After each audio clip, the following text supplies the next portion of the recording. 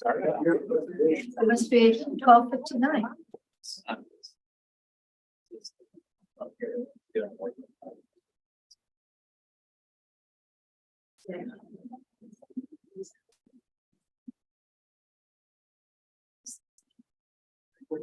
Okay, expect to be here.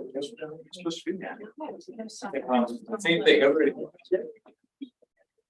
I just sat down thinking I was gonna be the last one in. So what that, 11 o'clock. Right now? Yeah. Okay, so welcome to our Board of Commissioners meeting for 1 p.m. Monday, June 26th. Gonna go through a whole bunch of stuff. Thanks everybody for joining us. Is there any citizen input for items that are not on the agenda? Anybody online? Okay. So item number 1, service partner update, Healthy Beginnings. Everybody came here to see this topic too. Hello. All right, for the record, Stephanie Robinson, Administrative Analyst, and Healthy Beginnings is one of the county's 13 service partner organizations. They're here today to give a short presentation on their work plan, service goals, current strategies related to their preschool screening program, and other updates on the organization. So I'll invite them up here, and while they're coming up, I'll hand out some materials they've provided. Thanks for joining us.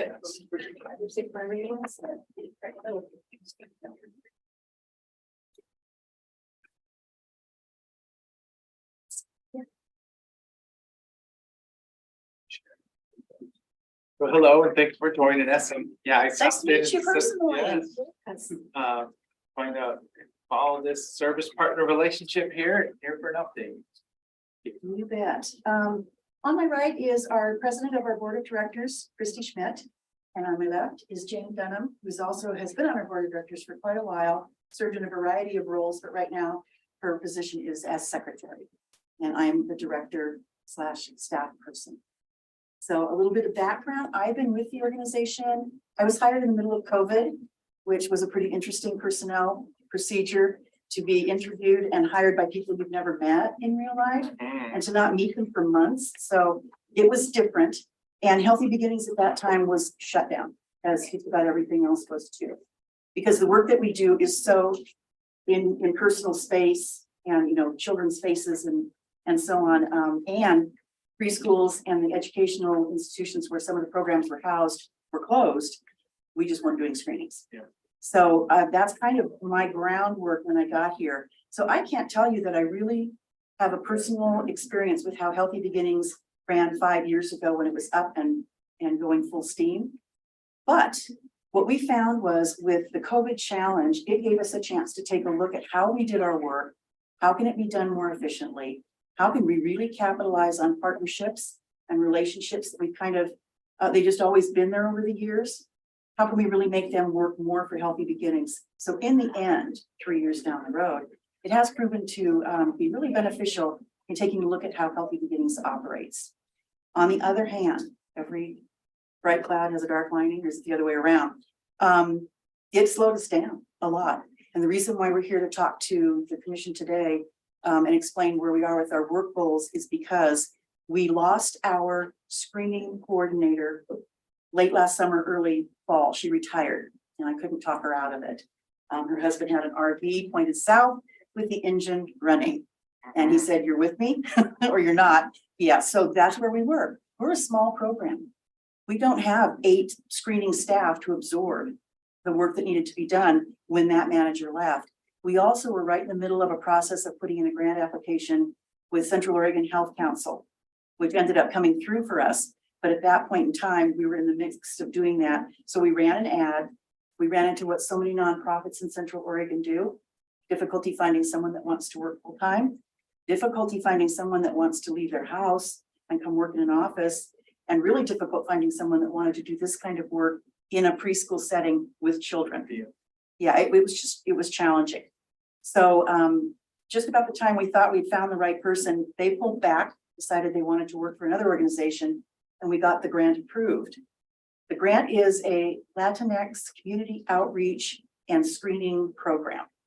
Trying to overcome barriers that that particular community has with getting into our screenings and getting their children screened. So this grant is focused on working with that community closer. So we added a qualification to the screening manager of at least conversational in Spanish, if not fully bilingual. That was extremely difficult. I don't think we received one applicant that had that skill set. So that put us even farther back. So by now we've gone through 2 quarters, and the only screenings that have been done are the screenings that parents had done online using the Ages and Stages questionnaire tool that we have online. So there were some screenings, very minimal, very minimal. And by the end of the 3rd quarter, we were at 148 screenings against a goal of 475. We did meet the perfect candidate finally in the middle of February, but unfortunately it took us 2 months to wait for her to finish up her current obligation with her employer that she was employed with, which I appreciated because it showed me that she was a responsible employee. On the other hand, the clock was ticking. And it does take a while to train someone and get them up to speed. It does. It looks easy once you know what you're doing, but you do have to have a background and knowledge of early childhood learning and early young children in order to really be a good qualified screener and assessor. So Kellyanne finally came on full-time April 19th. And I found a second person to screen, which is the retired person that came back from her vacation. And I latched onto her and said, you must come to work for us. We have to screen 300 children between now and the end of June. And she said, okay, I'll do my best. Avalanche. I know. So she did. So we've had 2 screeners going full board. They would have come today, but both of them were at the Inspire Learning Center trying to screen 40 children in 2 hours. So that's how fast it's going. They're very, very busy, but lots of momentum, lots of good news. And we feel like the wheels are back on the wagon. So that's kind of where I wanted to jump to at this point in the information. In your packet, the last sheet that you will see to me is kind of the meat of what's going on. I won't walk you all through it because you can read it yourself. But screenings, that top section, it's this one that looks like this. As of April 1st, and up until last Friday, we had screened 229 kiddos on top of that 148. So we're really, really close. These screenings in section B are screenings that have been confirmed and scheduled to take place between now and the 15th or 14th of July. And our cutoff date for this report, I know, is June 31st or 30th, but I'm going to ask if we can put all of this in there to give a more accurate count of the work that was done in this fiscal year. That will put us over the 475 goal. Now what's going to happen, there will be weeks and weeks of follow-up that need to take place because this is a lot of children. So what we're doing is our typical follow-up schedule. We take 6 weeks from beginning to end. We screen the child, let's say on day 1. And then by 6 weeks from that point, we want to have a definite yes, treatment was sought and the child issue was being addressed, or a parent says, no, I'm not going to do anything. Please don't call me again.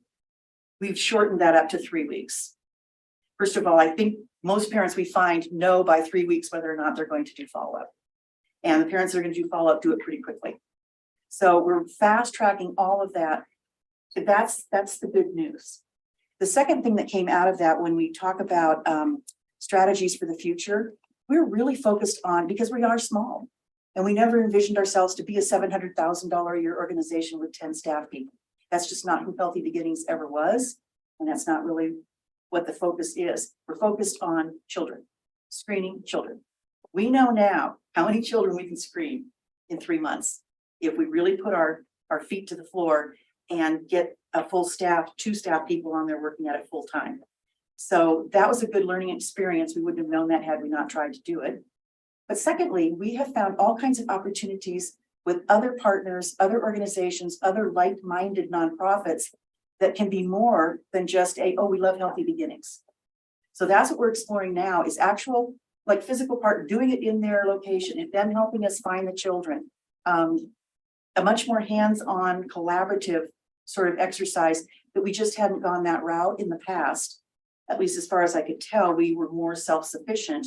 But things have changed since COVID. They definitely have changed. And we've learned to do more with less. And we're excited about I'll speak for the board. They don't look excited, but we are. But we are. We're really excited about having found sort of a magic formula that really seems to work, and we're screening more kids. The frustrating part is at any given moment, there are over 10,000 children in the Tri-County area that are within our 0 to 5 demographic. And in 5 years, those children will all be aged out, and there'll be another 5,000 or 10,000 or whatever children.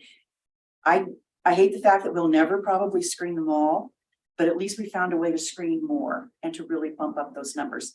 So again, we're trying to make what started out as a pretty lackluster and frustrating year, ending on a really high note and taking that into next year as well. So I want to leave time for questions.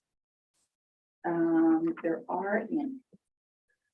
Well, so it's our partnership, we help fund annually through our video lottery service partner relationship, and we want to make sure you're successful too. I know that, the mission and the vision are pretty clear. It's executing right now. It's a different world. One question, is there kind of public drop-in screenings, or are these all scheduled at the schools? It looks like it's switched gears a little bit, because I remember it was, come on, bring your kiddos in and let's get you through this process, which is a mother and child relationship or parent-child relationship. So if they're at the school, their parents possibly not there. Part of the impetus behind getting partners, and for example, Juntos Aprendemos is a new partner for us through this grant that we received. You're talking about, I believe, what we used to call a community screening, where we had stations and maybe 10 volunteers.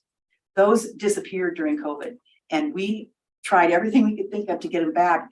It just is, I wasn't there, so I don't know what the magic was 5 or 6 or 10 years ago when they were heavily used, but they're not there now. So if we have partners, the WIC program is one of them. Title 1A pre-K in Redmond is another one. They kind of bring their own audience, if you will. So we are able to do the larger screenings using volunteers and using more stations than we would if we actually did that ourselves. They're very labor intensive, they're worth it. But I think that's a COVID change too. We also required that parents make an appointment to come in and do that. I see that as a barrier now. Parents' lives changed a lot in the last 3 years. So it is very much a come one, come all. If we're having a screening and you hear about it, call up and find out if you can participate. Chances are you can. We're also doing screenings at the office, which we weren't doing a lot of before, but we have an office. It's geared for this sort of things. It has parking. So we're trying to break down all those barriers and make it easier access for all families. Thank you very much for coming in and unpacking those numbers for us. I mean, just kind of in the brief report that we got like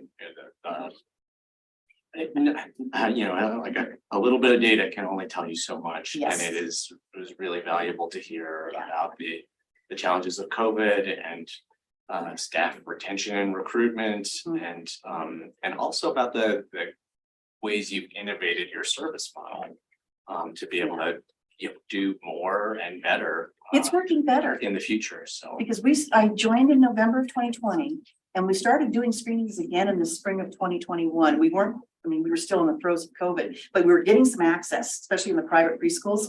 We could not have done these kind of numbers in 2021 with the structure that we operated within and the staffing scenario that we had. Here we are 2 years later. And I know if I brought back a former coordinator and showed her these numbers, she'd say, how did you do? We could have done that.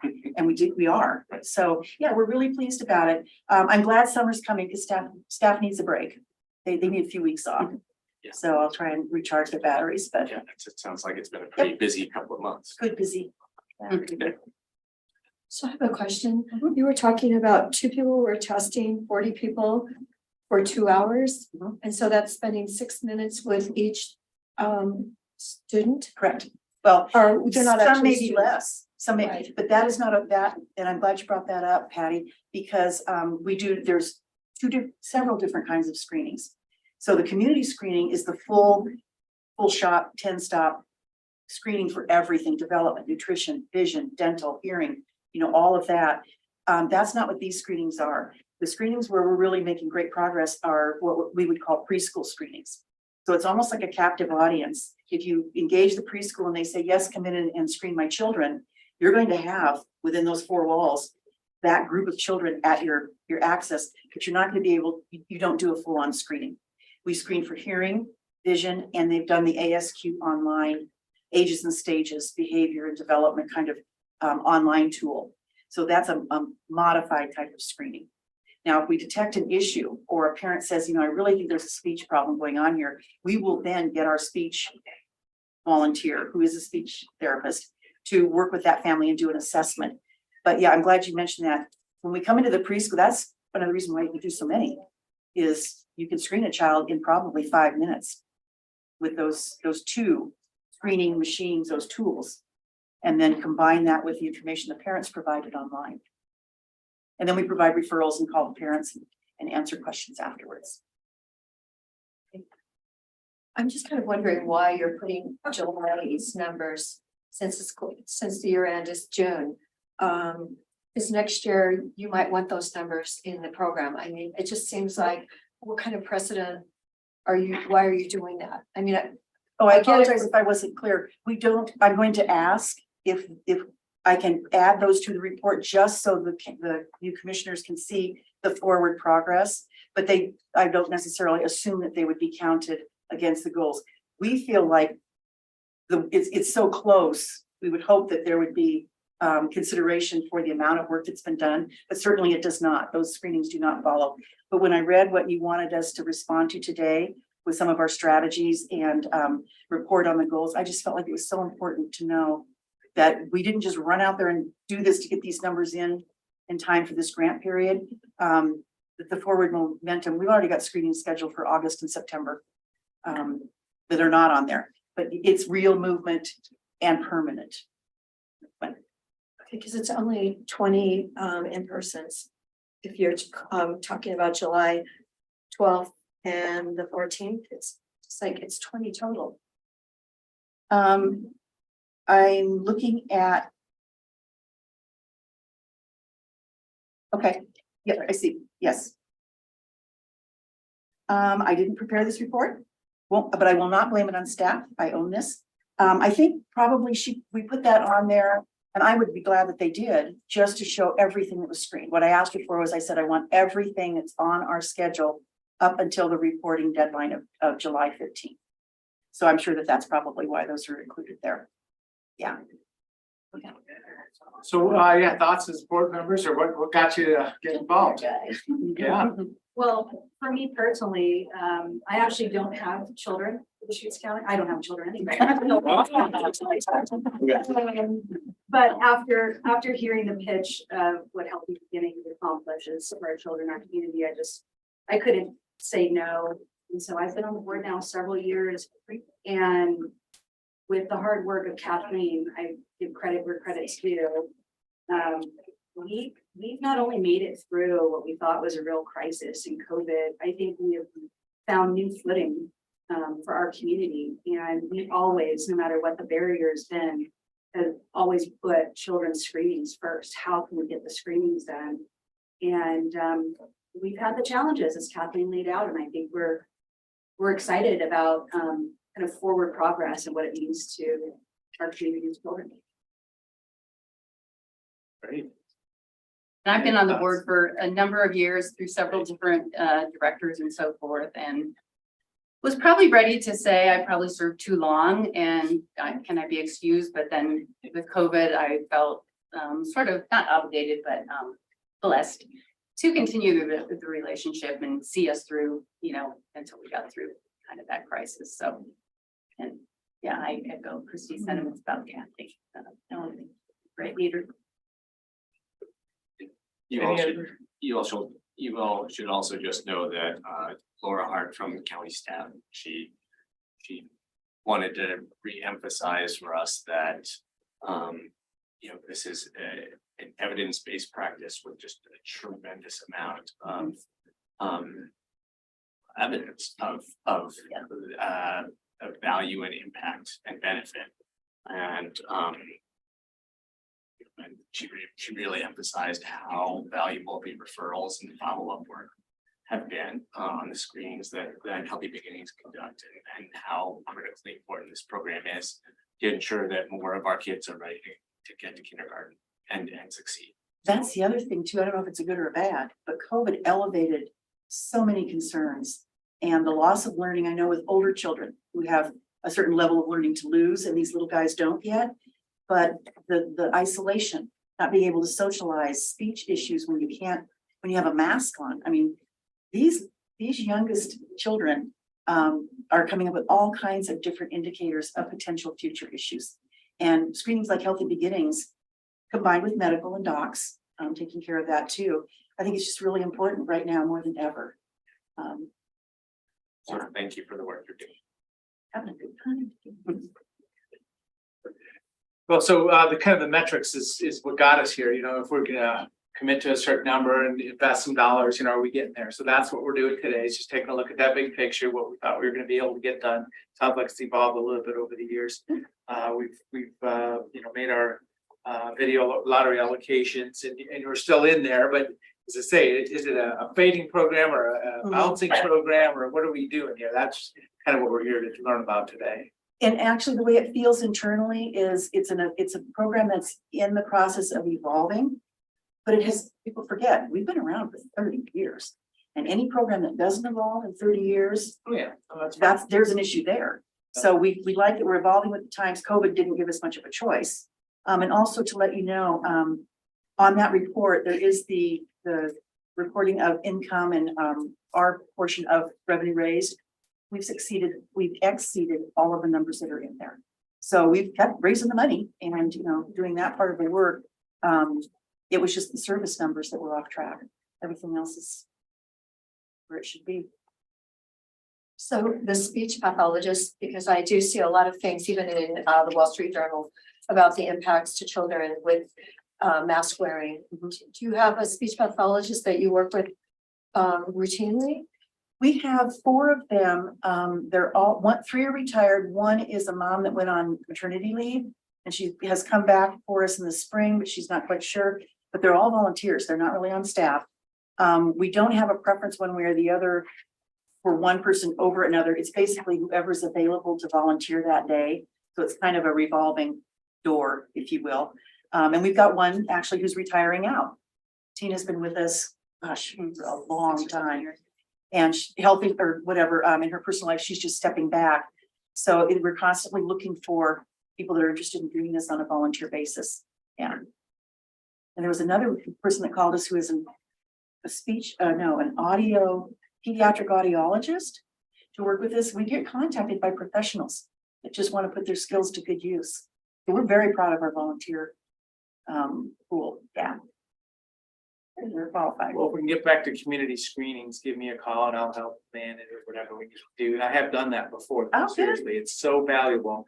And I've seen you know, the parents bringing in the little ones, and it's good for both parties. Yeah. You know, I mean, the young parent, first time parent wanting to say, okay, how are we doing here? So it's good for everybody. Yeah, just the reassurance alone. Yeah, you don't want to find a problem, but if you fear that there is one, you sure want to hear that there's not. Yeah, that's always fun to give good news.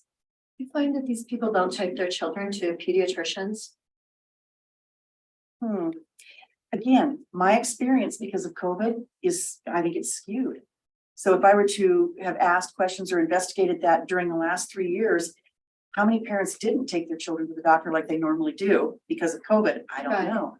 But we do hear from parents when we're talking to them about vision and hearing screenings. A common thing that we hear back is, oh, my doctor already does that for back to school exams. Okay, that's great. But if you're going to come in for a community type screening and have other things screened, why don't we do that while you're at it? Sort of thing. So that's the only crossover where I hear people talking about their physicians. And when we look at primary care providers, we ask, I hope I'm answering the right question. Yeah. But we ask them, do you have a primary care provider? Because we want to know who it is so that we can fax any referrals that pop up. I would say almost 95% of them they give us a doctor's name. Now, how good are they about regular checkups? We can't know. Great, thank you. That's nice to see. If it was 50% that didn't have a doctor, that would be worrisome. Right, exactly. Yeah, but no, it's not. So that's good to know. Thank you. Yeah, you're welcome. Any other thoughts or questions? Any other input? So as I say, thank you very much. It's kind of a relationship builder, showing support, but as I say, let's look for the numbers so we know next year. what we're Thank you at. for your patience and your understanding and your deep dive. We do appreciate that very much. And thank you again for the work you're doing. Welcome. And more thanks. Thanks for helping make it possible. Thank you for your support.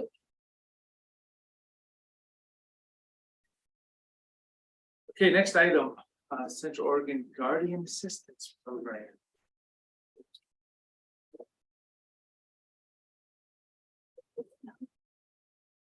Hello. I just have two. Sure.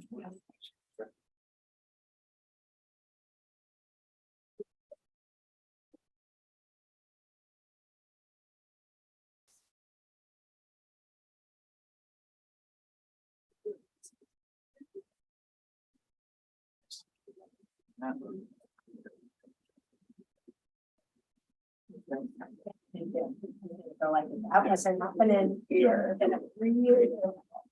It's And a presentation on the way. yes. Technology is great. Yeah, it's amazing, isn't Let it? me tell you about. Bring the your own copier device. facility. Oh. We killed one earlier too, Yeah, so.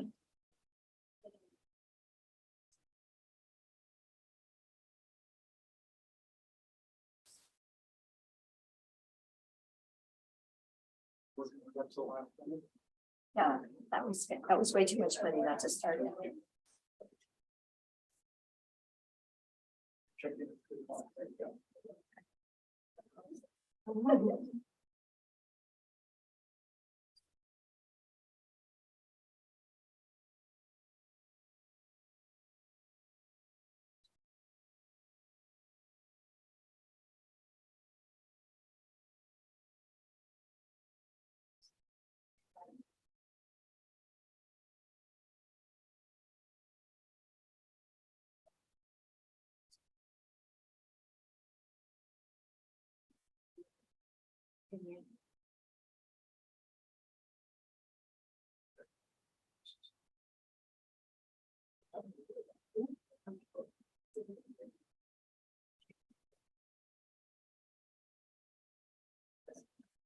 Good, your forehead, yeah.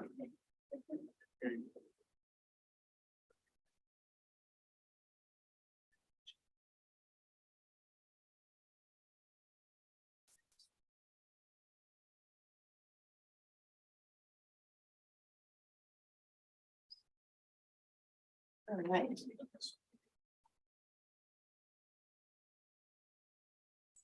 Hi there. Hello. So I'm Megan Horner and I'm joined by Lisa Bertalon and Molly Cogswell Kelly. And the presentation the topic we like to present to you is the nonprofit that we've recently established called the Central Oregon Guardian Assistance Program, known as COGAP for short. The purpose of COGAP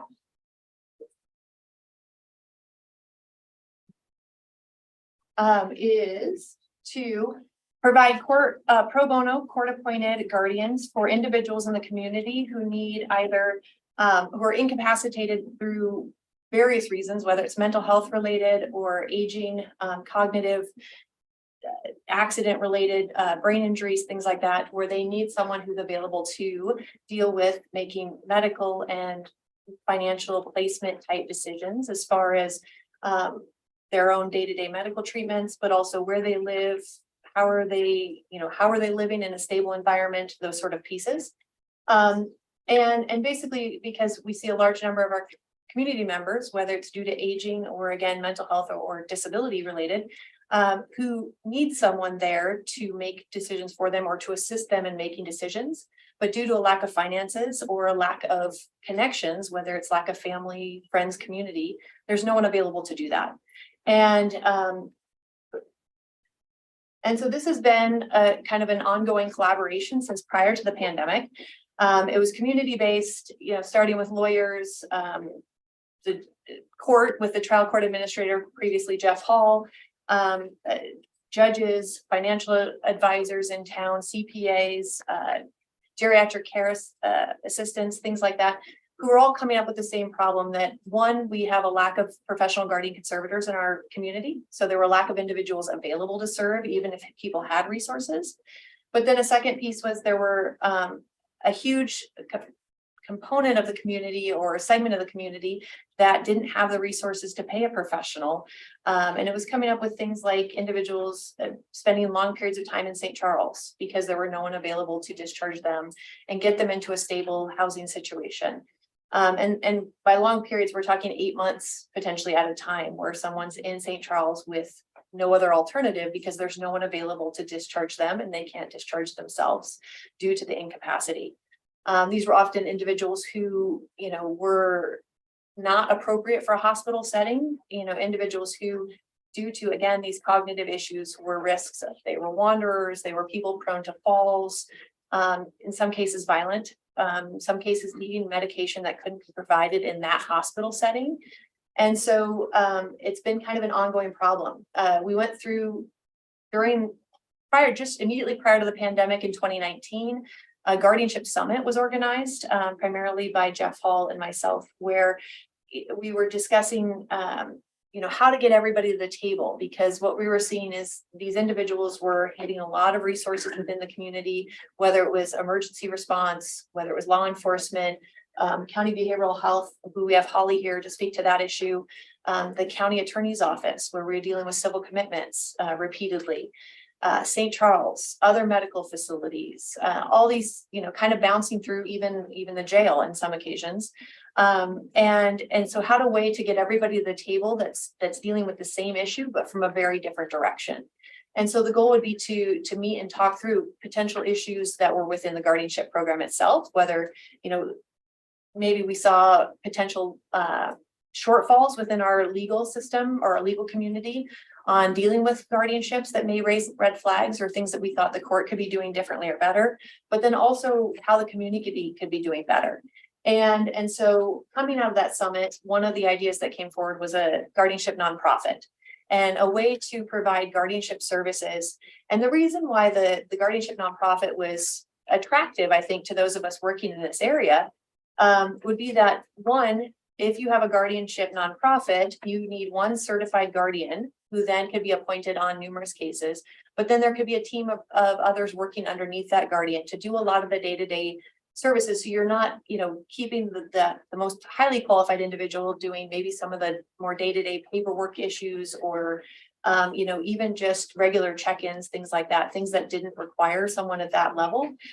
So a way to provide more services with less of a strain on this type of a program, but then also addressing the fact that we have so many individuals who can't afford to pay. And the issue you find with a guardianship is you're appointing someone legally with the court to make medical, financial, benefit-based decisions for this individual. And that can be something that goes for decades. If you have someone who has mental health issue and is in their early 20s, if they live into their 80s, this guardianship could be in place for 60 years. And that's daunting for anyone to take on because, you know, if you're a one-off person, you're signing up for something that's potentially a lot of work. It's very unpredictable work because you don't know when those crises are going to hit. But they're usually, you know, very intensive, work-intensive moments.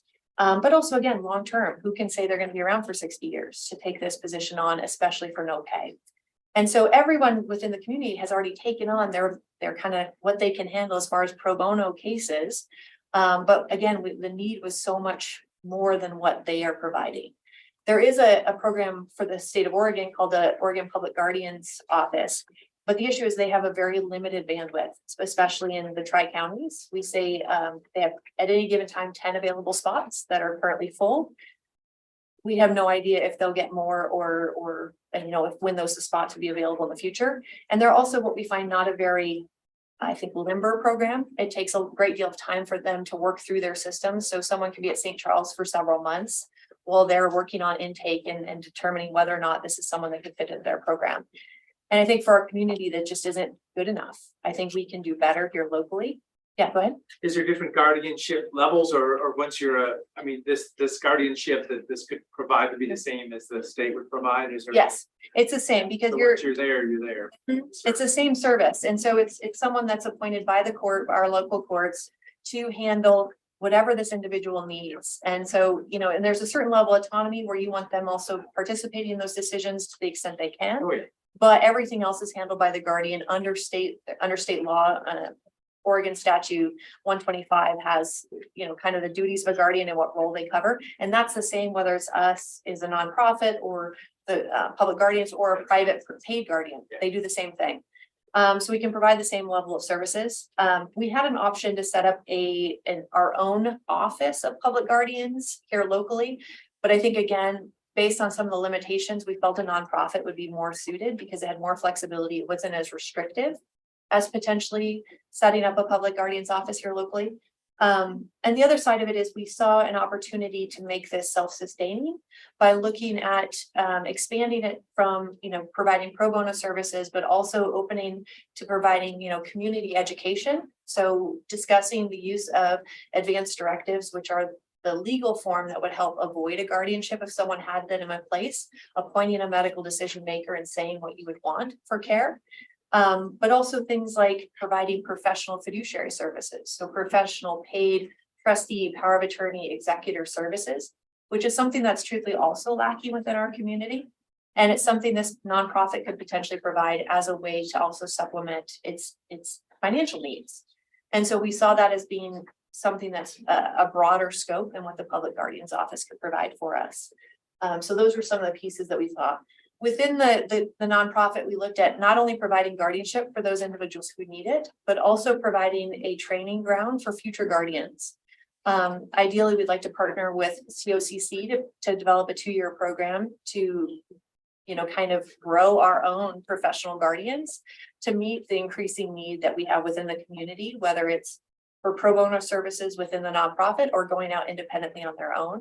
We think that'd be a great source of, you know, essentially more the day-to-day labor that would be involved.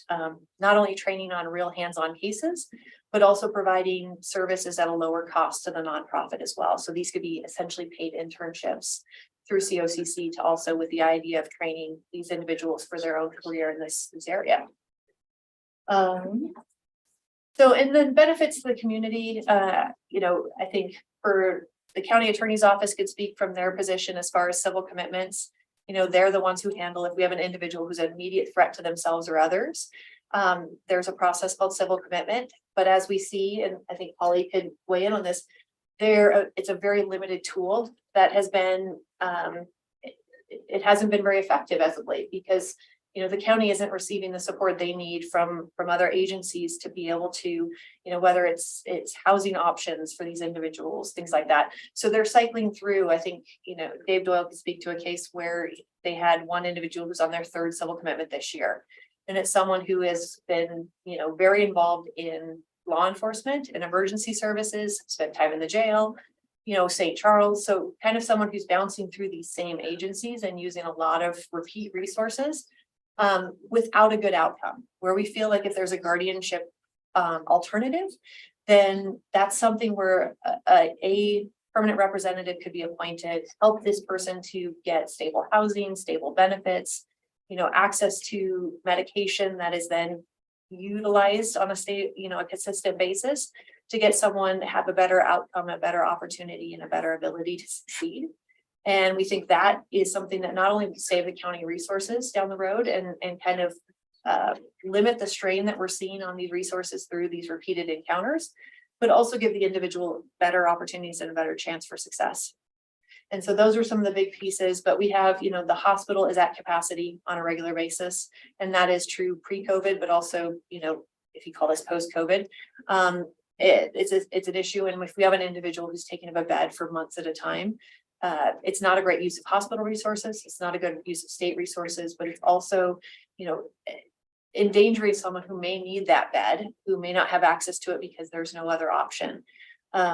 I've personally worked a great deal with St. Charles in trying to open up beds during the pandemic, finding appropriate placements, finding guardians to get people out so that we could make more space.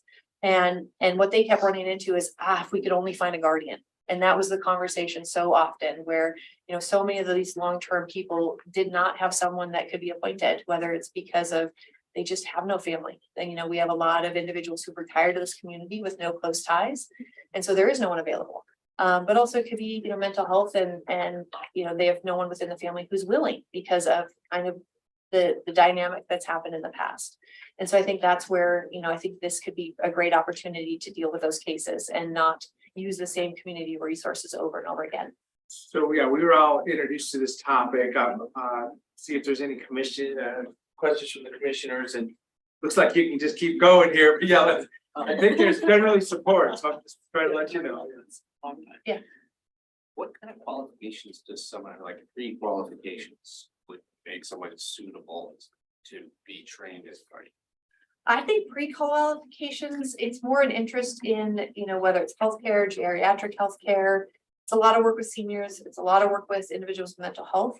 And then once, that's kind of what brings people into the area. And I think the certification process is a 2-year national certification program. At the end, there's an exam. You are then certified. You have to maintain that certification with continuing ed credits. But what we find is that it's a difficult program to get into because you have to self-fund typically. People get into it on their own with no real background in this, and it's not a very clear process. And so I think putting more instructor in place and giving people an area to train in, so they're not coming into this without any experience, like real hands-on experience, provides, not only more education, but more qualified guardians for the future. It's $100,000 ask from us today. Central Oregon Health Council's offering a match, and St. Charles is already in. Yep. Thoughts? Oh, I know we need it desperately, so, I'm completely supporting of it, and I know, so glad that you haven't given up, and going ahead and asking for 100,000 for the county, I think is incredibly important. Hopefully COCC's program can get going, and that will really, help fund more, train more people that are appropriate. 2 years is quite a long time for training. Yeah. Eric? A couple questions for the group, and then maybe one for the board. In the handout, it talks about a initial budget to see attached, but it's not included. Oh, we can provide that. Yes, I'm So the sorry. initial budget's 300,000 is what we had initially asked for, and we had 100,000. Yeah, and 100,000 has been committed from St. Charles. We're asking for 100,000 from the county, and then the Health Council has we're going to present it each whatever funding we get from the county, as well as what we're getting from St. Charles, will be presented to the Health Council to ask for a match. And what about the ongoing operation cost? What's the plan for that? And so short term, we are, there's probably going to be repeated asks from similar, whether it's the Health Council or, hopefully not the county or St. Charles much longer. But the goal is to be self-sustaining within 5 years, either through looking for, funding through the paid fiduciary roles, but then also once we get in operation, and we're in operation for a year, we're open to things like Oregon Community Foundation, which I've already spoken to about getting grants and funding from them. There are also a huge number of private grants, and part of Lisa Bertalon, who's next to me, is the one who would be the potential early on executive director. So part of her role would be getting funding through private donors, community-based fundraising, things like that, to hopefully limit the amount we have to ask from the large organizations. So this program was initially modeled after a program in Forest Grove called Senior Gap. They were self-funding within a couple of years based on a sliding scale program. So a lot of times you may have what's called a protected person. So that's what somebody is called when they're under court guardianship, who maybe they're a veteran, but because of disability, incapacity, mental illness, they haven't been able to access pension, VA benefits, or maybe they have a home that can be sold and then they become a sliding scale fee protected person versus a pro bono. And so this is how the Forest Grove program was able to self-fund, is by using that sliding scale model. So I think that's something we would grow into, as well as what Megan mentioned. in terms of offering fiduciary services. There's this gap. I was an attorney. I just retired, so 30+ years. Welcome back. It didn't last long. This is a project that I worked on 15 years ago with DHS and Deschutes County Mental Health, and we just could never get funding for it. So kudos to Megan to relaunching this, but we looked at, this way of providing this sort of gap in services. Banks will provide these fiduciary services, but only for clients that have $1 million in assets. So we've got this real, gap here between, programs like this covering indigent, but then there's those people in the middle that also need fiduciary services that could, pay on a sliding scale, and that would help fund the program as well. Or people that choose to fund it because they appreciate and want to support the nonprofit element to it. I think Lisa and I are both, estate planning attorneys, and we have a lot of clients who would choose, a program like this to support as opposed to a bank, because they feel like, again, their money's going to be used for something that benefits the community. We have a lot of charitably minded people in this community. And so I think that's going to be a lot of our reliance on funding too. Sorry. And I guess it might be more of a discussion with the board in terms of where the funds should come from. I mean, we just adopted the budget and. So is Health Council gonna match both of them then? Are they gonna match with 200,000? That's what we're going to present to them. They said, any grants we get up to 200,000, they will match under this new program they just announced. And so that's where we're presenting them once, St. Charles has got an agreement together for us. So if the county also would like, is going to support the program as well, then we'd be able to present both to them and ask for a full match. Put Holly on the spot a little bit. So this program would clearly support the provision of services and health services. Yes. Is there a way to actually translate that into some of the fund sources for the health services department, providing some support for a program like Well, this? we do use some of our funds to pay for guardians, but we have such a limited bucket of money, and as you all know, more than anybody, our buckets of money have very specific criteria for who can actually benefit from that particular bucket of money. And then, so it's a lot of strings attached to it that make it less nimble than something like this. So we use dollars to pay for private guardians in the community when there's no other option, but those go quickly because they're expensive. And so it's not a great sustainable way to operate, but what we really see the benefit in is just, as two things, it relates to our civil commitment issues. So we have the bar for civil commitments incredibly high. It's getting harder and harder to get somebody civilly committed. This is more upstream approach where you can actually get a similar level of services from the civil commitment process via a guardian, but sooner, so that they don't have to be quite as ill before we actually get them the help that they need. And we also know that once you're in civil commitment, you don't have a lot of options for placement to go anyway. So it's getting more and more challenging, as Kim can share as well. But the other piece that I think is really valuable about this is the training part that you mentioned, because what we do see is for the guardians that are out there, I mean, there's really not a lot of structure and support and training for these individuals. And if you think about the vulnerable population they're working with, that's a little bit scary. It's a lot scary in some cases. And so I think just having a structured place that can help support the providers that are out in the community so that we can ensure that these vulnerable people are getting the best care possible, I think really. The last training I ran with Mary Fagan, probate commissioner, so that tells you how long ago that was. So 15 or plus years ago. Yeah. And that was it. And I don't think there's been anything since. And I'll say the population on the behavioral health side at least is quite different than it was 15 years Oh, ago. absolutely. So we've got a whole new group of people that we're if you're gonna be a guardian in mental health world, doing support and training. And the certification, that's new. Oregon started requiring certification for professional guardians, probably, would you say that was 8 years ago or so, 6 years ago? Where before anybody without training could just be a guardian and have as many cases as they wanted, so. So I mean, would it be accurate to say, for at least for the civil commitment kind of slice of the population that this program is, the county's already paying to provide services and try to make it possible for some of these folks to function in our community. So this is in some ways an upstream investment. That Yeah, and Commissioner Chang, it also, it's a reallocation of resources, right? So it's, instead of putting, paying the jail, paying for psych holds, paying for civil commitments, this is just another way to spend the money that hopefully will be of more benefit to the community. And ease some of the strain. Okay, another quick question. So, we've seen the sheriff's office being willing to invest in the stabilization center because it's essentially a diversion strategy from people going to jail. Do you think that there is any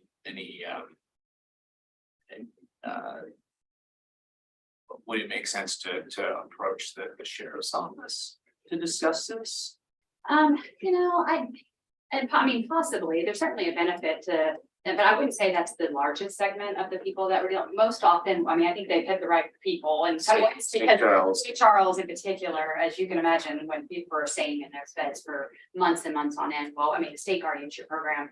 Yeah, it's great. I mean, it's great when we're able to access it, but it's so difficult to access and can take sometimes upwards of a year to get. So, I mean, these people are floundering in the meantime without support. So I think that there's a sliver of people that will, of course, end up in jail as a result of not having a guardian. You see it certainly on the behavioral health side, but I think we're working on that through the stabilization center, and if we have access to guardians up front, we can do even more diversion, but probably more so for the hospital level of care than the jail. So you're supportive of financial ask here? So do we have to determine where it's coming from? Well, that's right. Yeah, I was trying to. step first and then, We come back with options. That's exactly what I was trying. If there's a true budget savings, then we should take that money and apply it to this program. But either way, I think we should come back because That's why I was, looks like there's support. I always Something we gotta think of it figure the out. other way first, how are we gonna pay for this, right? Well, if we wanna commit, but I am supportive, I just. The question of, where would this $1,000 come from? The only thing I want to say about budget savings though, is that there are people right now that are not getting the service. So I think there's a gap that has not been addressed. And I know that you're going to see like a reduction in civil commitment or a reduction in something else to do this because there's just an unmet need that's happening here. So I think, then that gets to the point of, is that a county service? I mean, is it a core mission of the county? That's just a different way of looking at it. yeah, I mean, These are thoughts. Well, and then you get back to a state system where maybe it's some lobbying needs to be done at state level, saying, hey, help here. I think there was some legislation that was trying to enhance the public guardianship program. I don't know if they Right, actually but got. then when they allocate though, Holly, Deschutes County just doesn't get that many, we got 10. For tri-counties. For the tri-counties. Yeah. And so when you fill those 10, because these are lifelong appointments, guardianships don't end until the person passes away. The 10 are full until somebody. Yeah. And what we see is once they get the allocation within their program, we're not the priority. They're located in Salem, their office is in Salem. Their funding, where the way they allocate their program is not over here. So we gotta focus on time a little bit today, but JW, you got something right behind you here. Real quick, Yeah. I'm one of the directors for the ombudsman and residential facilities and the public guardian program for the state. And it's just not a growing program on a state level. Every year it goes, we need more, we don't have it, and it's not going to come to the tri-counties anytime soon of that expansion. Yeah. And if they get over here once in a while, we're lucky on that. So what you guys are doing is Well, from yeah. a veteran standpoint, it's needed. Great, thank you. Thank you. Any comment from legal? I know Dave is Yeah. signed on as a panelist and I know he There he is. Comment, Dave? he has any comments. We're very supportive of it. I'm not sure, to answer Eric's question, where the dollars might come from, but just in the civil commitment population alone, we see some tremendous benefit here. We run into the situation where we'll have somebody cycle through a couple times in a calendar year because we'll get them committed, and 4 days after they're committed, St. Charles lets them out the back door because they won't take the medications. And if they don't take the medications, they're not going to get better or at least stabilized, and then they're back out in the community, engaging with law enforcement, engaging with behavioral health, getting sent to our jail, coming back to the hospital, going through maybe a 14-day diversion process, and then they're back again yet a third time. And oftentimes, not always, but oftentimes there's people in the community that unfortunately get engaged with these folks when they're at their worst point. And so we also have impacts out to the general population as well. So that's a real concern we have. And with nobody to compel these folks to take medications and to stick with the treatment program, it's almost a guarantee that they're not going to be successful, and they're going to just cycle back through again and have all those additional impacts on law enforcement, behavioral health, and the rest. So that's why we've been supportive of this since when that first summit occurred back in 18 or 19, whatever year that was. We've seen the benefit in it and continue to see the benefit.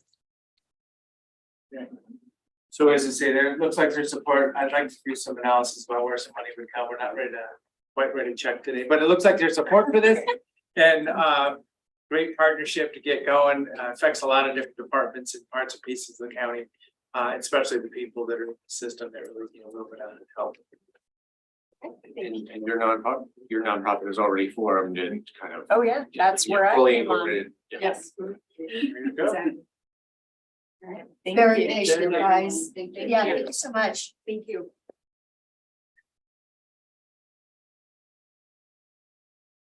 Number 3, Workforce Housing Trust Fund proposal.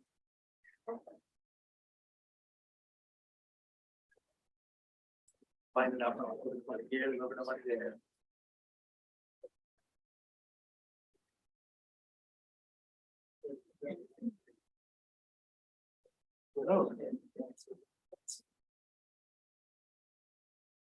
So thanks for joining us again. I was on video last time we talked about this, so Commissioner Dare was one of the. Oh, say that. Well, yeah, remember I was. So yeah, we're reviewing this proposal, ask for dollars from the county to get going.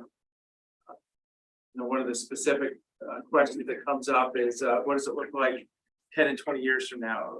Who's your responsible party there? And they really keep track of this over time. Is that neighbor impact? Well, the homes are gonna be, sold in the free market, so when they're sold, they will continue to be resold. And then there will be a check of who's buying the homes, but these homes should be workforce Who's keeping homes. track of it?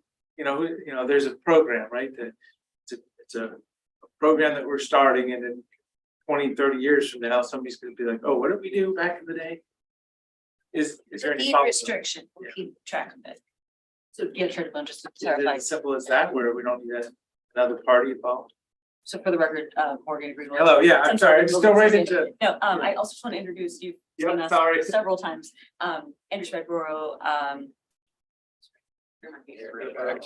Deputy Director. Neighbor Impact, is joining us today to answer some of the questions that came forward at our last meeting regarding Neighbor Impact's involvement with managing the actual credit.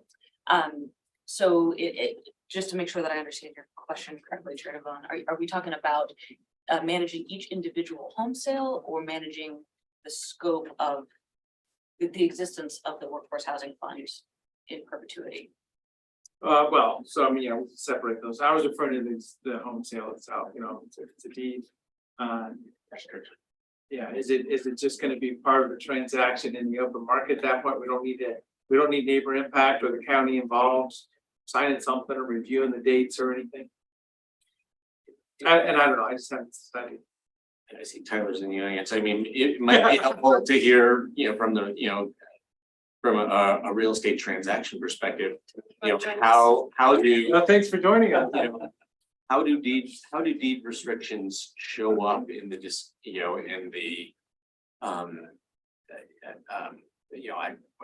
have a buyer and a seller, and how do deed restrictions show up in that communication that happens, so that people are aware of what they're buying and what kind of eligibility requirements they need to meet to be able to purchase that home. Yeah, well, I'm just, again, just suspect you're happy with it. Tyler needs to for institution. I think like Sherry said, it would, run with the transaction, having a fee there, so that I think upon, subsequent sale, you can see that there is a deed restriction. I know that, that's a lot of, that's a mechanism that a lot of other organizations under their new name now, but Rooted Homes, I think, there are deed restrictions. It used to be, Core Community Land Trust, but yeah, just I think a mechanism allows you. If I'm understanding the intent of how the program is being structured. And Tyler, now that you've dipped a toe in, I'm gonna grab you by the ankle, just pull you There over. you go. So to confirm, when a deed restriction is attached to the title of a home at the point of resale, when a title report is run, the deed restriction is pulled automatically, is that correct? Correct, yes. It's actually, Deb Flaken, with Hagen Homes, for the record. Every transaction gets a preliminary title report when there's a contract that's written. And then upon the sale of that home, there's actually a deed restriction that's attached to it. And it is part of the title report from then on. So that's how it will show up. So yeah, I guess, so that was the question. So You're, so nobody has to call the county and ask for special anything. It's just part of the future transaction. And neighbor impact doesn't need to be involved. so the system. That was the one thing I was. The systems in place for buying a home will manage the system of how the system gets resold. They're already in place. They're in place for your home, it's my home, everyone's home. Yep. It's when you get title, you will have this on there and that's how it will be managed. It's not something that has to actively be managed. The Yeah. systems that are in place already do that. So it's just that initial, it's a pool of dollars and transaction to get those for the deployment of when this thing becomes a sellable property. After that, it's just go. I guess the thing I'm still struggling with is how do you avoid, I mean, if this property is marketed. And then someone takes an interest in it, and then later on, they determine that they're actually not eligible. To purchase this home, how do you avoid a whole lot of really annoyed potential buyers? Price point is only let's see. So if it's a 3-bedroom home, sold at the price point for a person making 80% AMI, so which I believe is approximately $315. That $315 price point is only eligible, only available to someone who is eligible. So when a prospective home buyer has met the qualifications, both of which are to be between the 80 to 120% AMI and to be employed or just have an offer letter from a Deschutes County employer, then they are effectively, I hate to say on a list, but really I'm afraid that is the best way to phrase it. Yeah, thank you. They are retained as a qualifying home buyer. When a partner, a developer partner who has received the developer credit for a home at this price point, has a home ready to hit the sales market, they coordinate with Neighbor Impact to identify an eligible home buyer that has already met those criteria. When we came in February, there was one home for sale in the county that was able to be purchased at a HUD restricted level of what someone could buy at 120 AMI. One in the county. We have a lot of people that are leaving the county because they can't afford to buy a home here. Yeah, no, I am very less worried about people not being able to be qualified. I think we have a tremendous amount of people that are qualified that don't have the opportunity. What we're trying to create here is the opportunity for them to purchase a home and work here. And that opportunity is not in existence today. I'm 100% with you. My concern is just that I'm trying to understand how essentially upon resale, these homes are targeted to people who fit, who qualify, or who meet those eligibility requirements. I think I'm tracking. Well, and because of the deed restriction, it couldn't sell to someone who was making in excess of that AMI. Right, regardless. So it'll be, kind of not your standard channels that this house is marketed. Correct. On resale. It wouldn't necessarily just be a Zillow posting, right? A Zillow posting that's deed restricted to what it has, perhaps, I don't know. The, one thing I mentioned before too, Sherry, was the fact that your maximum increase is 1% per year, capping out at 7%. I talked to the Habitat for Humanity people, and theirs isn't even that low. I think it's like 2% or something. I just feel like that's really capping out their ability to have any, accrue any more personal wealth with making the decision to be able to buy a house. Do you guys really, are you guys really set on the 1%? I do really like the 1% for the reason that I'm concerned about resale of house. When you go to the home and you resale it, you have to keep it in that 80 to 120% of AMI. And if we increase the value too much, we'll price it out of that price range, is my concern. And so I don't know actually how Habitat for Humanity works. Maybe there are others in the room. I think that they're like, I know. think they're like at 2%, something, it's just a bit more. They said their goal wasn't to keep someone not making some money like in 5 years if they wanted to sell, because I did talk to them about it. And that was just, that's, my one concern. Our intention is that if they're making enough money to move, that they move on and they open the house back up for somebody that is in the 80 to 120%. And keeping the cost of that home low for the 30 years while we rebuild the workforce in Central Oregon. And that's the thought process. But if you sell it, let's say you only get that 1% and then you sell it and you've got to pay your realtor's commission, which is probably standard, right? That's really going to eat into any kind of financial benefit for them. Vice Chair, just to clarify, are we talking, is your concern about how much per year or? How Right, much- it's 1% per year, according to your memo, that 1% capping out at 7% while continuing to meet that deed restriction. That's what the memo says. So I think if we were, as you indicate, if Habitat increases at 2% per year. Yeah, I think so. And then capped, so if someone were to move within a shorter period of time, the 3 to 5 years, say. Right. They would have greater equity in the home than if they were to stay for our proposed lifespan of the equity, which would be up to 7 years.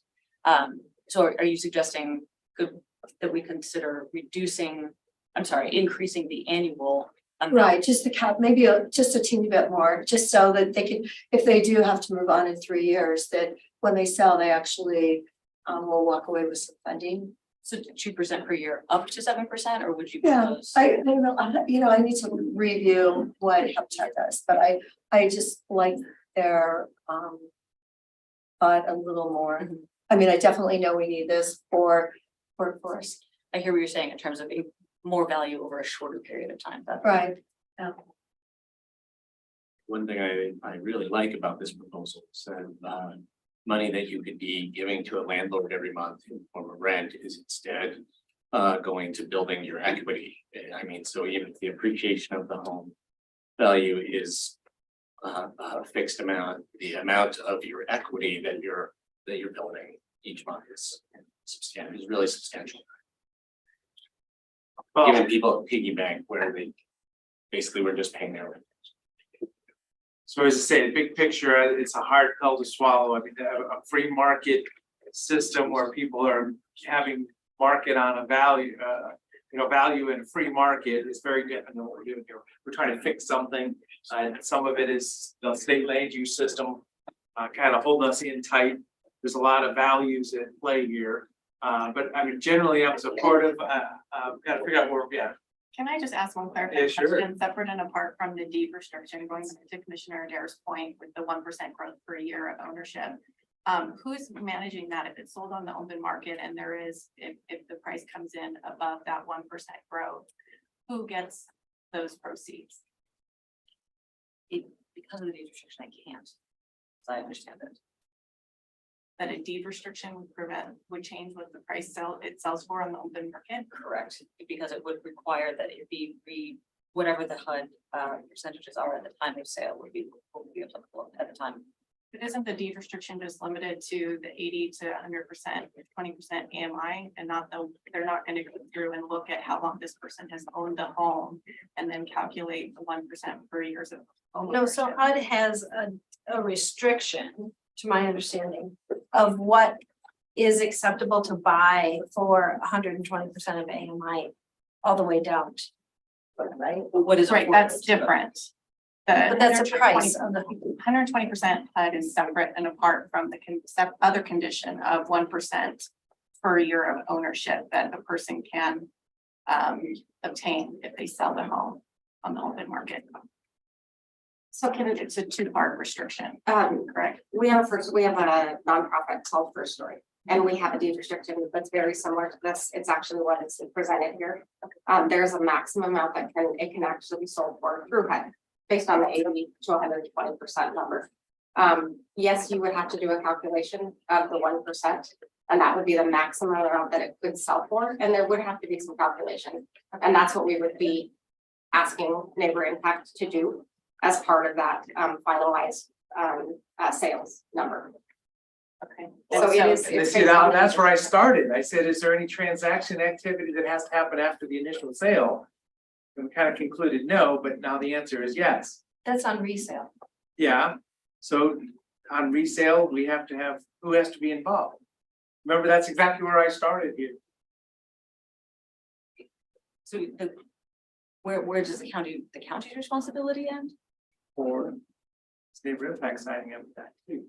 That was my question when I started. And I don't, yeah, the terminology is a little tricky here, but yeah, 3 to 5 years from now, at the time the house gets sold for the first time after the initial buyer, it was stated that the deed restriction is the only thing that needs to be in place.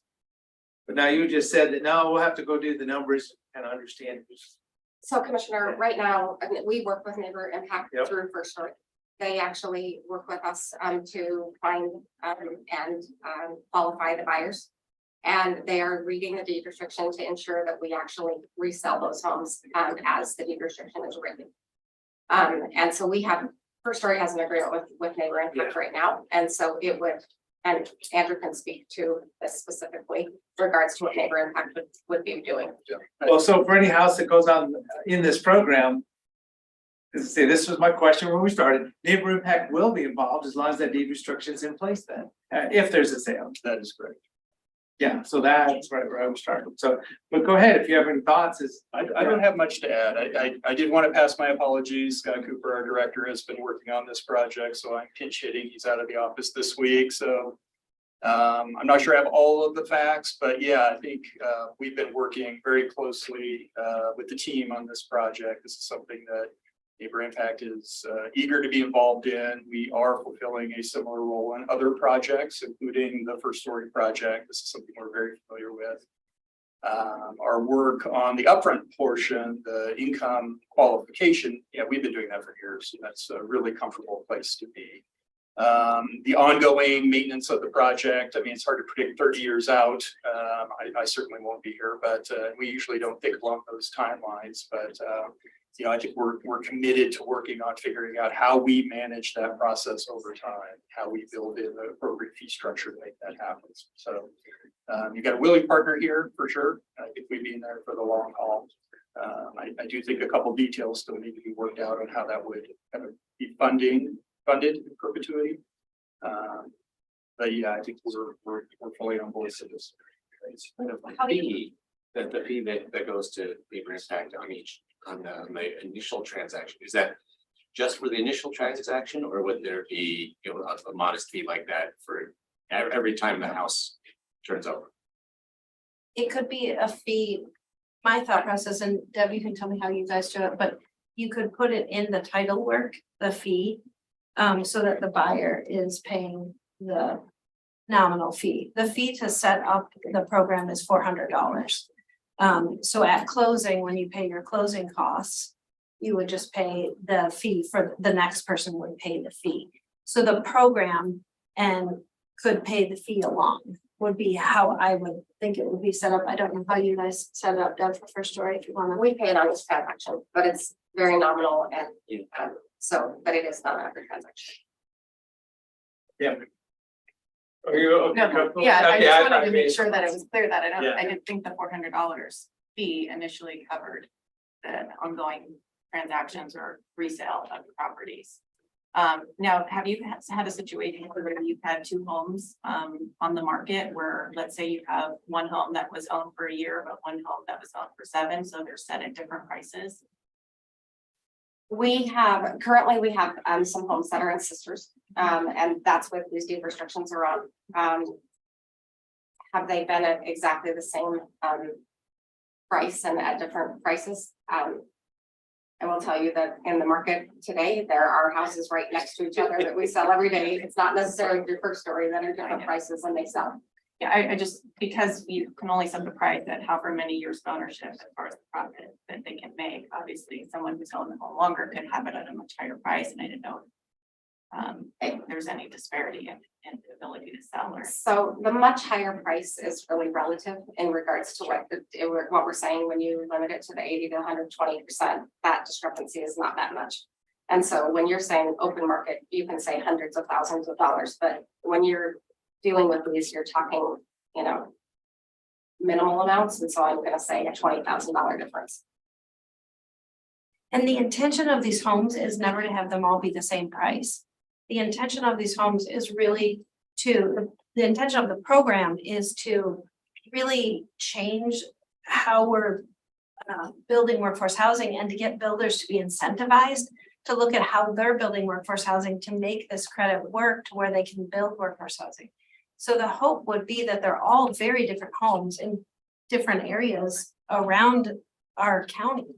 They're not intended to be one priced, right? And so they should be, we're trying to incentivize the free market to really house our workforce because our workforce is not here and businesses are struggling to maintain the workforce that we need to continue the business that's here. And so that's the intention. The intention is not to ever have them all be, $315,000. They will all be very different because they'll meet people's different needs. Builders will put in different things. There will be different prices. Because it's a free market approach, because we need over 10,000 homes very shortly here. And so that is the intention, is to really get the movement towards workforce housing.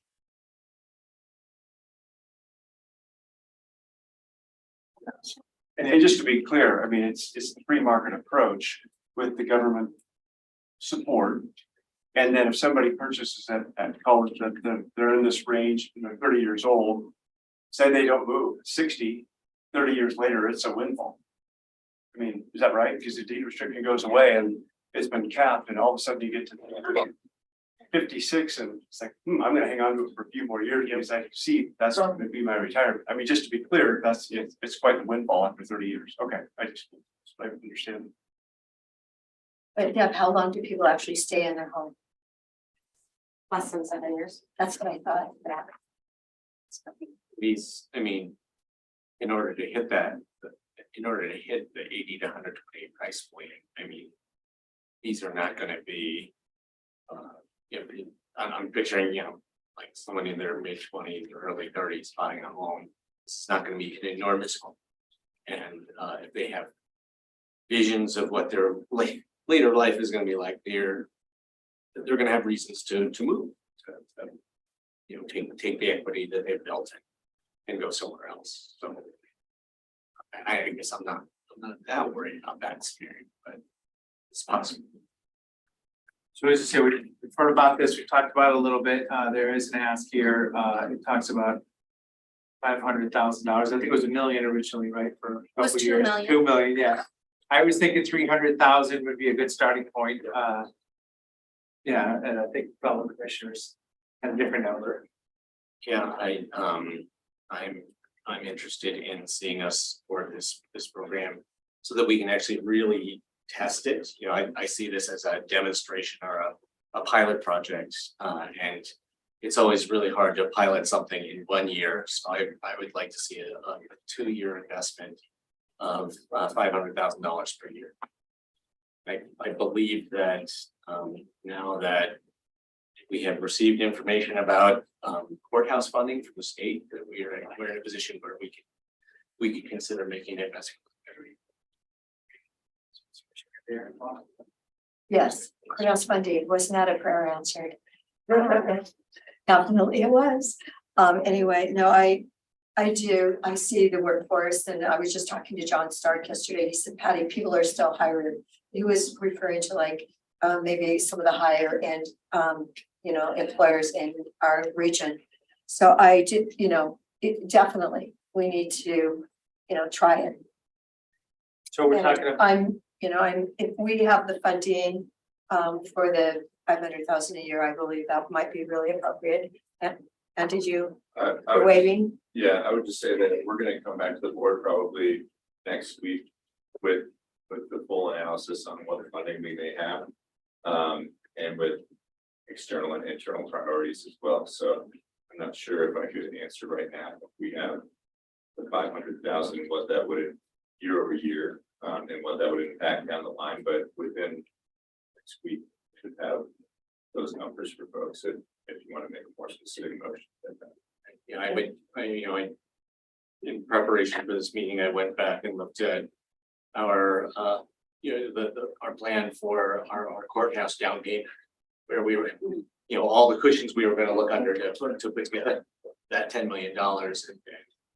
And I'm not even sure if this is an eligible expenditure under all of those, under all those different potential pots of funding, but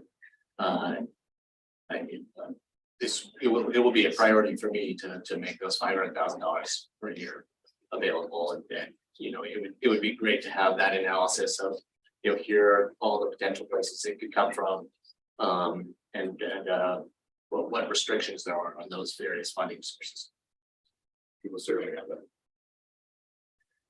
well, so for the intention of it, what if we put a minutes motion together saying the intention of spending this amount, because then we can figure out where it's gonna come from. Okay.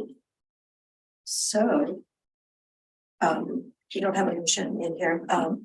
I move that we establish a housing trust fund to be funded by Deschutes County. It says in here the state lottery, and we haven't actually, to be determined at a later date, 500,000 per year for 2 years. Second. So one question, can we commit to next year, or should we just do it for 1 year at a time? I guess that's the. Can we restrict the funding, like if we are bringing back ARPA funding, can we restrict it for next year? That's still. Usually you would do that. ARPA funding is not eligible for these purposes. I mean, potentially the interest funding, but that's only like 400,000. Well, I'm just, now you wouldn't spend money next year. We're in one fiscal year, not next year's fiscal year. So Well, we did allocate the room tax revenue for the the Sun River Public Safety Building. We did do that, 4 million and then 2 and 2. So something along those lines. Or we could just allocate $1 million this year, that would spread out over 2 2 years. years. Yeah, that works too. We can pretend like we're on. Okay, so you seconded it? Yeah, I was just trying to make conversation about it. So any other discussion?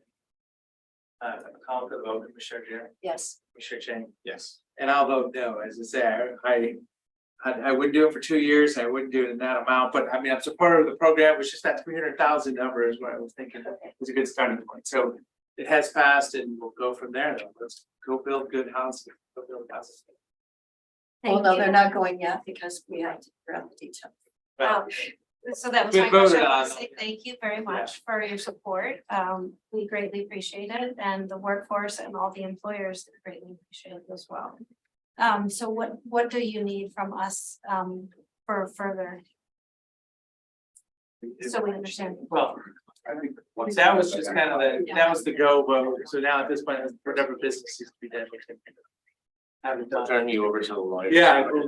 For the contracts and agreements. Has the housing trust fund been established legally? No, we didn't have any money. Well, Talk to the lawyers. okay. Thank you. That was it. Okay, there you Thank you go. for coming in. Congratulations. Thank you very much, Commissioners. Okay, we're way off track here, but next item, number 4, Veteran Village expansion proposal. And funding request. Oh my goodness, what a day. Good afternoon. For the record, Christy Bollinger, Deschutes County Property Management. So about a month ago or so, our partners with Ben Harris Foundation and Central Oregon Veterans Outreach came and provided a presentation to the board concerning the current state or situation with Veterans Village, and also at that time made a request to a request for support to add 7 additional units and a request for 150,000 towards funding. So with that, we'll let our partners introduce themselves and further discussion. Thank you, Christy. Eric Tobiasen, president of Ben Harris Foundation. I'd like to thank commissioners for our opportunity to speak today. I'd like to thank commissioners for their vision 3 years ago in the pandemic, take the first steps to launch Veterans Village. We've been running about 2 years now, and it's been very effective. I'd like to thank COVO for their outstanding administration of the program. We've housed 26 previously unhoused veterans, transitioning 12 to permanent housing. It's actually 13. They just told me. I heard that, but yeah. I know, he shouldn't have told me. No, we're making progress every month, like literally, right? There's a couple more, maybe in the next 30, 40 days. And that's about the average we were shooting for, 15 a year, based on Clackamas's history. And we felt like we had a similar cohort. So yeah, should be making progress every month. And as we've mentioned many times, Clackamas was our and is our model. They expanded their village about 2 years in, and I recently learned that they're building another village. And so with their success and our success, we're here to request funding for the expansion of Veterans Village on the public safety campus. Our budget is $450,000 to the expansion. We're receiving 1/3 of that funding from Deschutes County, 1/3 of that funding from the city of Bend, and 1/3 of that funding from the private community. Try to help you get back on track with time, so we're done. So, Eric, I don't want your ask to the city to hold this project up, because originally when you came in, you said you would love to have these cabins done this summer. So like in November, we would have 7 more wonderful cabins at the village available. And, that's why, I don't know if the county did the 300,000. I don't know if any of my other commissioners would consider that, but I think it's incredibly important. You're making progress.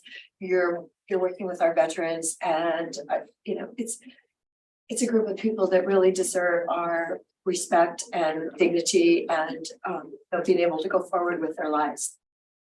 Well, yeah, that actually makes a lot of sense, because the Affordable Housing Fund, to which we applied and were unsuccessful last fall, only funds once a year. When we built the original village, that was okay. The county started with the funding, the private citizens funded us, and so we had enough cash to build everything. And then we kind of delayed some accounts payable until we got the city funding, mostly for the final grading and fill side of things, so that when affordable housing funds came in, we were able to pay those bills. And so that's what was my thought process this time, is if we only get 150 from the county and 150 from the citizens of the county, what can I drag out? There's not enough accounts payable to drag out into, and the vendors were all, supportive of that methodology. Basically they lent us the money, by providing their services. And I just don't see enough funding from accounts payable side to actually do that. So what that would mean, it would delay, the Affordable Housing Fund would fund maybe February of next year. And so we probably have to launch we would house veterans starting in probably March or April, as opposed to November, which was our original target if we had the full funding in this calendar year. Long story short, 300,000 would be great. Can I ask about this? Can I ask about the sequencing? So there's work that you have to do in lump for all 7 units, right? Like you're gonna kind of get your plans and permits. You're gonna do grading, but then the actual construction of unit by unit, is that when you reach that point,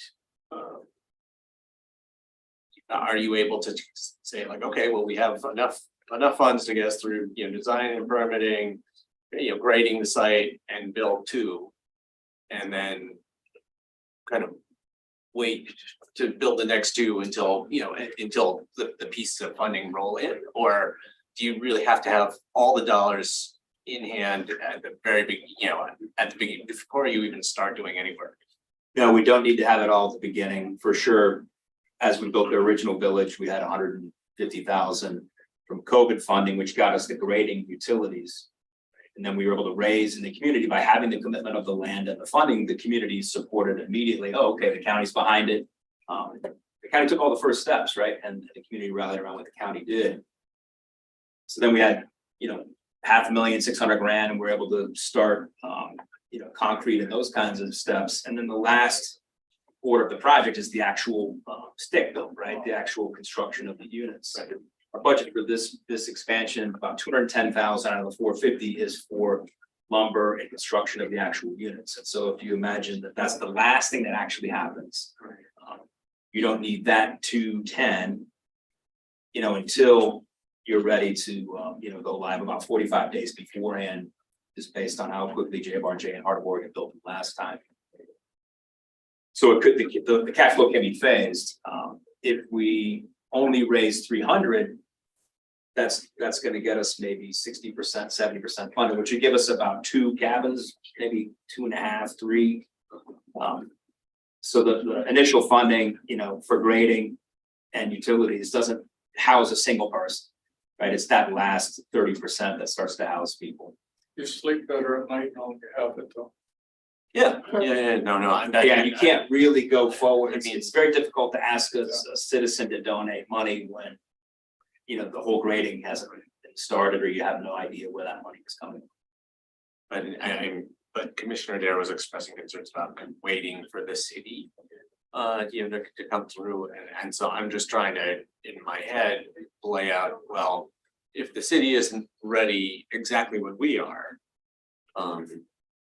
but they might be ready a couple months later or, at a certain period. Well, it's their cycle. They fund and they decide. AHF decides in December, the city council votes in January, the award is February, so you can start spending money early March. I build up a payable with the local lumber company. They know the money is coming because we got awarded by the city council in January. And so we would already be building such that maybe we can open in March. The soonest we could open in March, if we wait for Affordable Housing Fund, is March. If we have funding in advance of that from other sources, we could possibly open as soon as Veterans Day, this year, which is our original target, November 11th. So does this qualify for ARPA funds? Is that what we're? We need to flow through our ARPA process, via ARPA issues.org, but based on what we're seeing in the minutes, it would likely be eligible for ARPA funds at this point in time. With the return funds from OSU, we balance about $1.012 million in ARPA. Is that what you're thinking? Yes, that's what, really, I just, last time I thought we'd get it going in 3 months and it took but fabulously, it took another year and it's working so well. If we could use the ARPA funds for this. We use ARPA funds for the first part of the village. So, yeah, we just need the proposal submitted so that we can so guarantee that it's eligible. Otherwise, it's likely to be used general fund. I just want them to be able to have those cabins done before winter, because we could have a blizzard this winter, and it would be nice to have more cabins for people that have already served our country. Absolutely. So for the minutes today, we'll build financial support, some amount, which we were talking about. Okay, so you want me to make a motion and I move that. Pending the ARPA application process. Yes, pending an ARPA application process, I make a motion to support the Veterans Village addition of 7 cabins with support that you were mentioning earlier for in the amount of 300,000. And then that just puts the pressure on you to get the other 150 from the community. We're halfway there. Good. Can I add one thing? If that's approved, then can we also have the board motion to have the chair approve an amendment to the current MOU? And we would just come back through the contract review process versus coming back a second time to the board. Does that work? We can do that in the second part. I would prefer to second $150,000 now without, an openness to supporting an additional chunk if the city and other entities don't come. Well, by what date, though? I mean, that was the discussion. It's a certainty the city will not come through before next March. Because their process will not allow funding in advance of the HF process. So that's kind of. And it's also a competitive process with the city. Yeah, it's no guarantee, So there's no right? guarantee. that- We got 0 last time. And the idea was, well, we were asking for the entire project from the Affordable Housing Fund, and they said, well, we can't fund the whole thing, so we might as well fund 0. And that's really the issue, is getting off the ground, getting the initial funding. And so I appreciate that. Yeah, I mean, respect it. that's why I really like to put 150,000, on the table right now, so that you can use that as a foundation, but. Just remember, we allocated 1.5 million to the city, and it took them quite a long time ever to go and use that 750,000 that we'd allocated about 2 years ago. So I just really feel that this is close to my heart, an important project. I so appreciate Dave and the COVO staff for all that you do, and your success really needs to be acknowledged.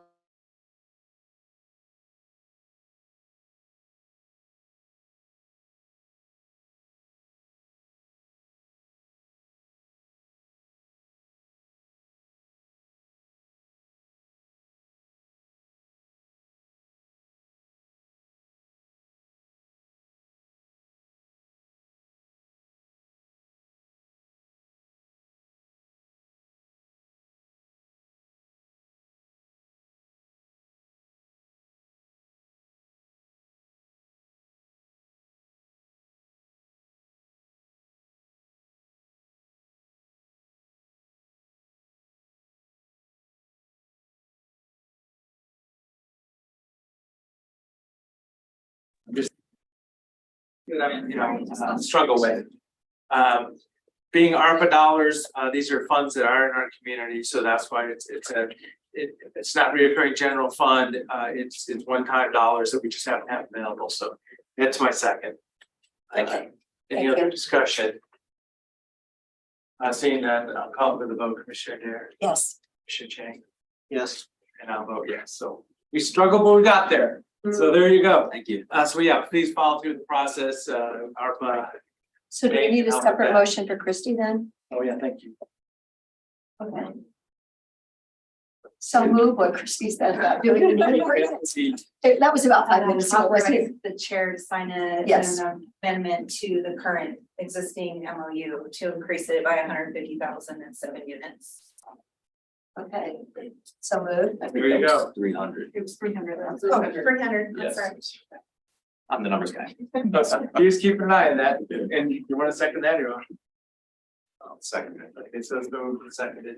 Any other discussion? Seeing none, Commissioner Dare, Yes. Commissioner Chang, yes, the chair votes yes.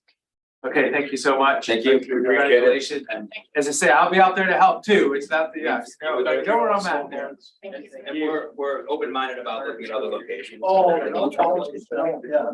We'll do research. That was a good try though.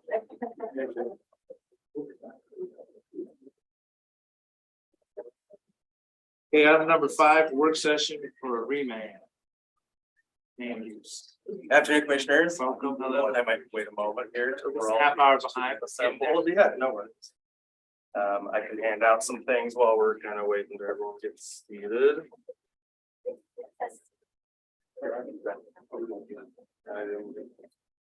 Yeah, it's 150, 3. Yeah.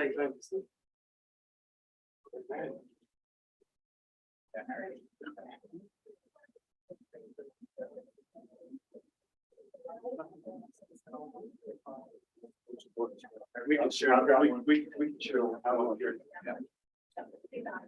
Oh, here I have an extra one. My note.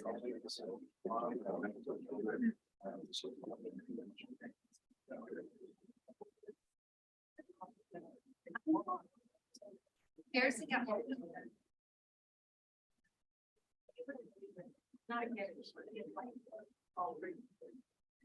Got our little. No worries, yeah.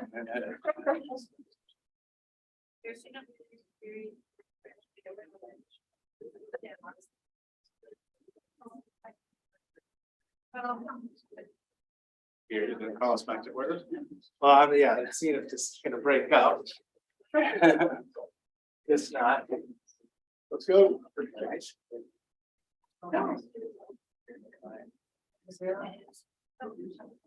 I don't know where she's not even there. I thought she was just standing right over the door. Well, let's just proceed. Yeah, let's go. Sure, I can shift some background potentially, and again, it's a work session item, so more or less preparation for a future meeting.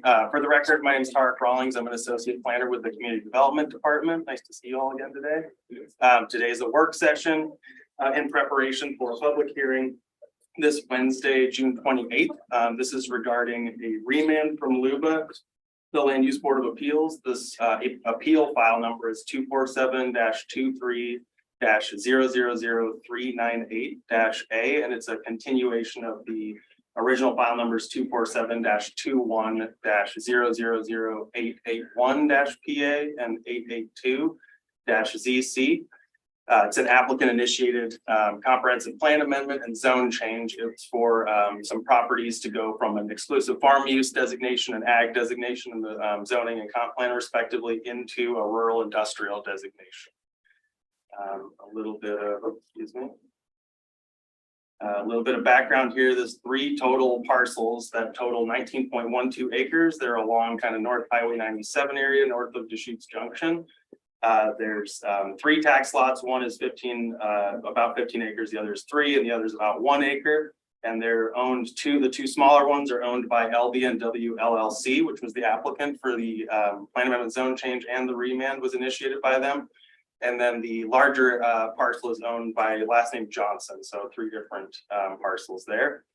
The background was, again, that this was a proposal to go from an agricultural comprehensive plan designation and an EFU exclusive farm use zoning designation into a rural industrial comp plan and zoning designation.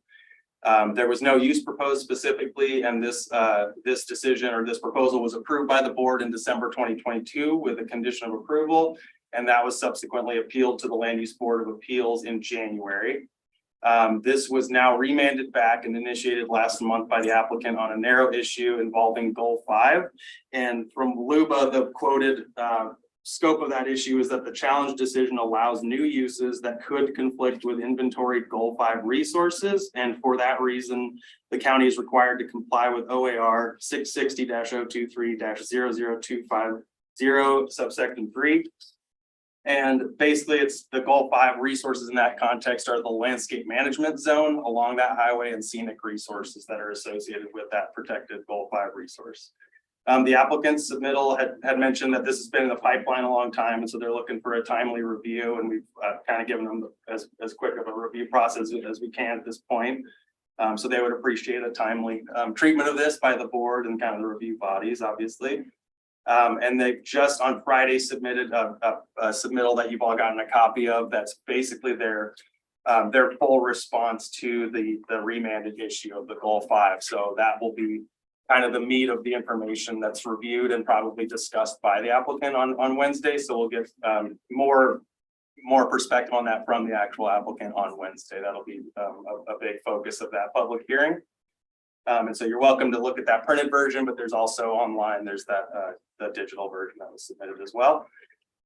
So next steps, we're trying to get clarity from the board today that this is a limited de novo hearing. That's how these past remands have been handled. And that's the recommendation from staff and legal counsel would be to clarify that would be the format of the hearing on Wednesday in line with our past remand practices. And we'll give you guidance on that today. That would be great today. Yes, exactly. Thank you, Commissioner. And then really that's kind of all the information I had for you, available for questions if you'd like. And there's the project website on the screen in front of you guys. Well, I support the limited de novo on the remand pattern specifically. Any other thoughts?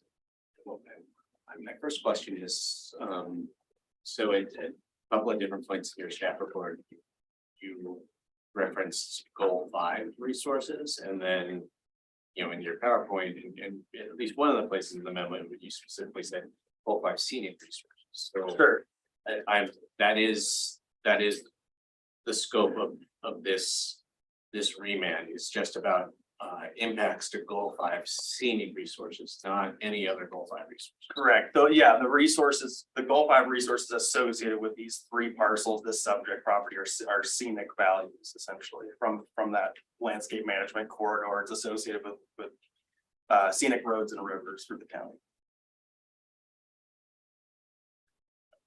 That was my big question. Commissioner Dare? Yes. Fine, and it will be, what, next Wednesday in order? It's in 2 days, so it's a very quick turnaround. Oh my It's on- gosh. It's Wednesday, the 20th. That was the fastest. Those are the two I know. quickest available dates we had. Okay, well, that's good. It's always nice when government actually can respond as quickly as possible. Go. Up to our schedule. To say, so yeah, clear guidance for the participants, we live with how low. So then is this kind of the applicant?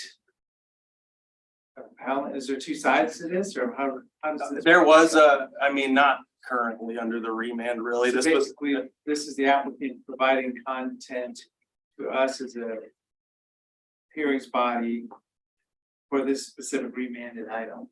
correct, That's kind of what we're doing right here.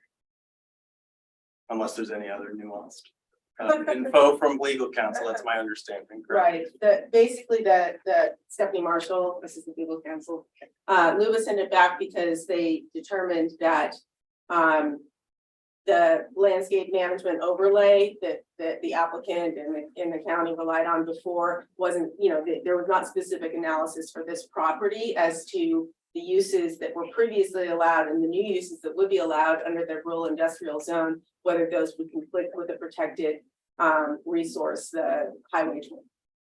Or excuse me, 97. 97, right? 97, I caught myself, just in time.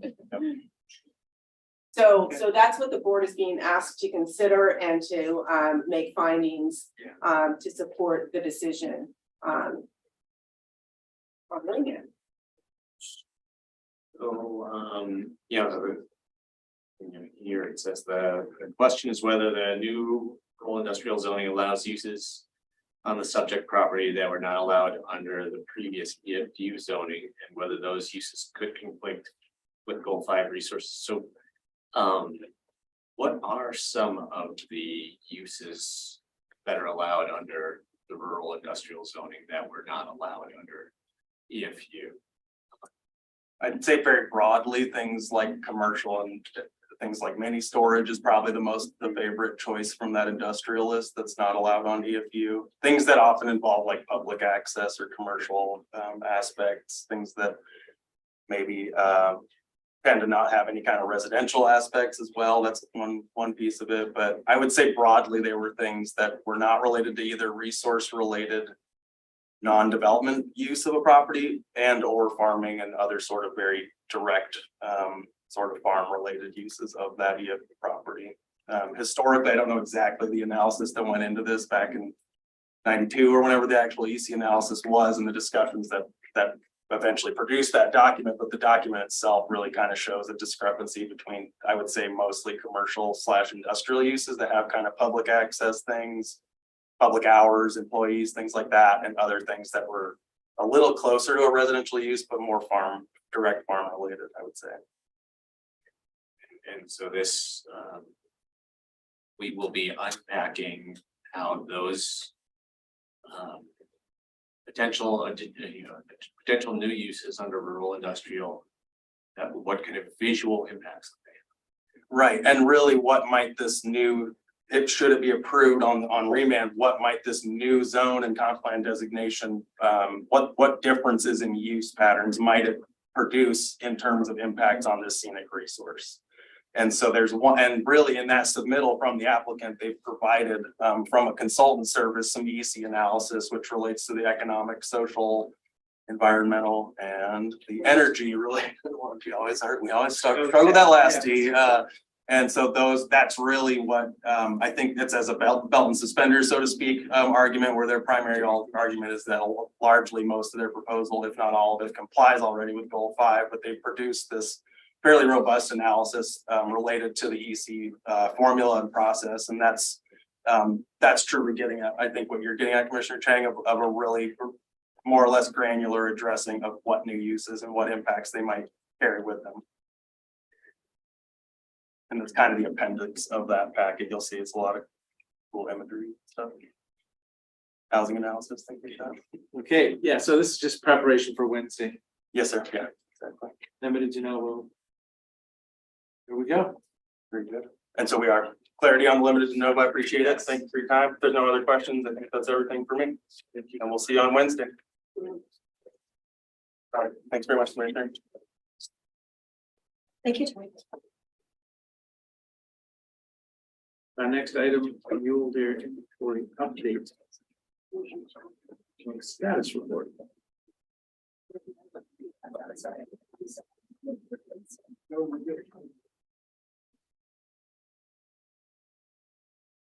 Afternoon. For the record, Tony Saltzman, Senior Planner. I'm here to check in with the board. Find my pen. About the Mule Deer inventory update project. My intention is to give the board a brief update on kind of where we've been, where we're at right now, how the planning commission process went, and then talk to you about potential next steps. That's okay. I'll keep it fairly brief, but because you have heard some of this before. But so we're right now in the pause. The planning commission process has been completed. The memo provides a little more detailed explanation of kind of what's occurred. So we have our project website, which contains the record. We had a lot of public outreach. This was our goal. We wanted to make staff available to everybody. So we had a dedicated phone line. We mailed out a ballot measure 56 mailing to approximately 7,000 addresses. This is a legal postcards mailing that states that the potential uses on the property could potentially, be limited with the proposed land use regulations. So that went out to about 7,000 people. We held 3 public information sessions. Some of the commissioners attended some of them. We did one in Sisters, one here in Bend, as well as virtual. And we did one in Redmond, and those all took place in early April. I think they went really well. I don't know if you're asking me, but a lot of people came, and I think the theme throughout this process is a lot of people are very interested. We had a lot of people coming to these info sessions, a lot of people coming to the hearings. So it is definitely kind of up there. So we were really pleased as staff with the turnout. At those public info sessions, staff did a presentation pretty similar to what we did in the hearing, just explaining kind of what the project history was, what the potential amendments are all about. We had a representative from Oregon Department of Fish and Wildlife explaining the biology behind sort of why this area was drawn where it was and the reasons, just more about the deer itself, because if I spoke to that, then we would be in trouble. Because I'm not a biologist, but they spoke to that aspect of things and how that intersects with land use and development. And then there was Q&A, which I think, our goal, because these are complicated, potentially complicated amendments that can get, we've seen through sort of the game of telephone that certain things get a little bit misinterpreted. So this was the opportunity to really clarify for people what they mean, what they don't mean, without having to have that burden of formal testimony at the hearing yet. So this is kind of a preliminary step to get everybody hopefully on board at the same page, on the same page at the table. We use all the metaphors. So after the public information sessions, the Planning Commission held a hearing, which was continued to a second date. So the hearings were on April 13th and April 27th. We held the written record open until May 1st. As I noted before, the hearings were very well attended, standing room only, very warm in that room. We opened up the room. So we had about 90 people over the 2 hearings provide verbal testimony. And we received written testimony throughout the whole process. So from the beginning of the initiation with TLCD, about 226, give or take. We didn't kind of separate out for a lot of people wrote in several times, or they spoke and they also wrote. So there's a little bit of overlap with that population, but the general theme is that a lot of people were participating. I'm not going to go into a summary of the testimony received at this point. It is all available on the project website, every single comment in the record. My memorandum that I provided to the Planning Commission for their deliberations to drill down a little bit on that testimony received And depending on the next steps with the board, I can provide that as well, again, as part of the year-end process. Ultimately, the planning commission decided to recommend approval or adoption of this proposed mule deer mule deer combining zone, excuse me, in the code. So they were in favor of the proposal in a very general way.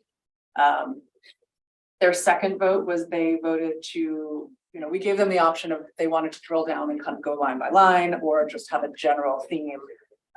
They opted to go with the general theme and say that they supported going with the recommendations that were provided by Oregon Department of Fish and Wildlife.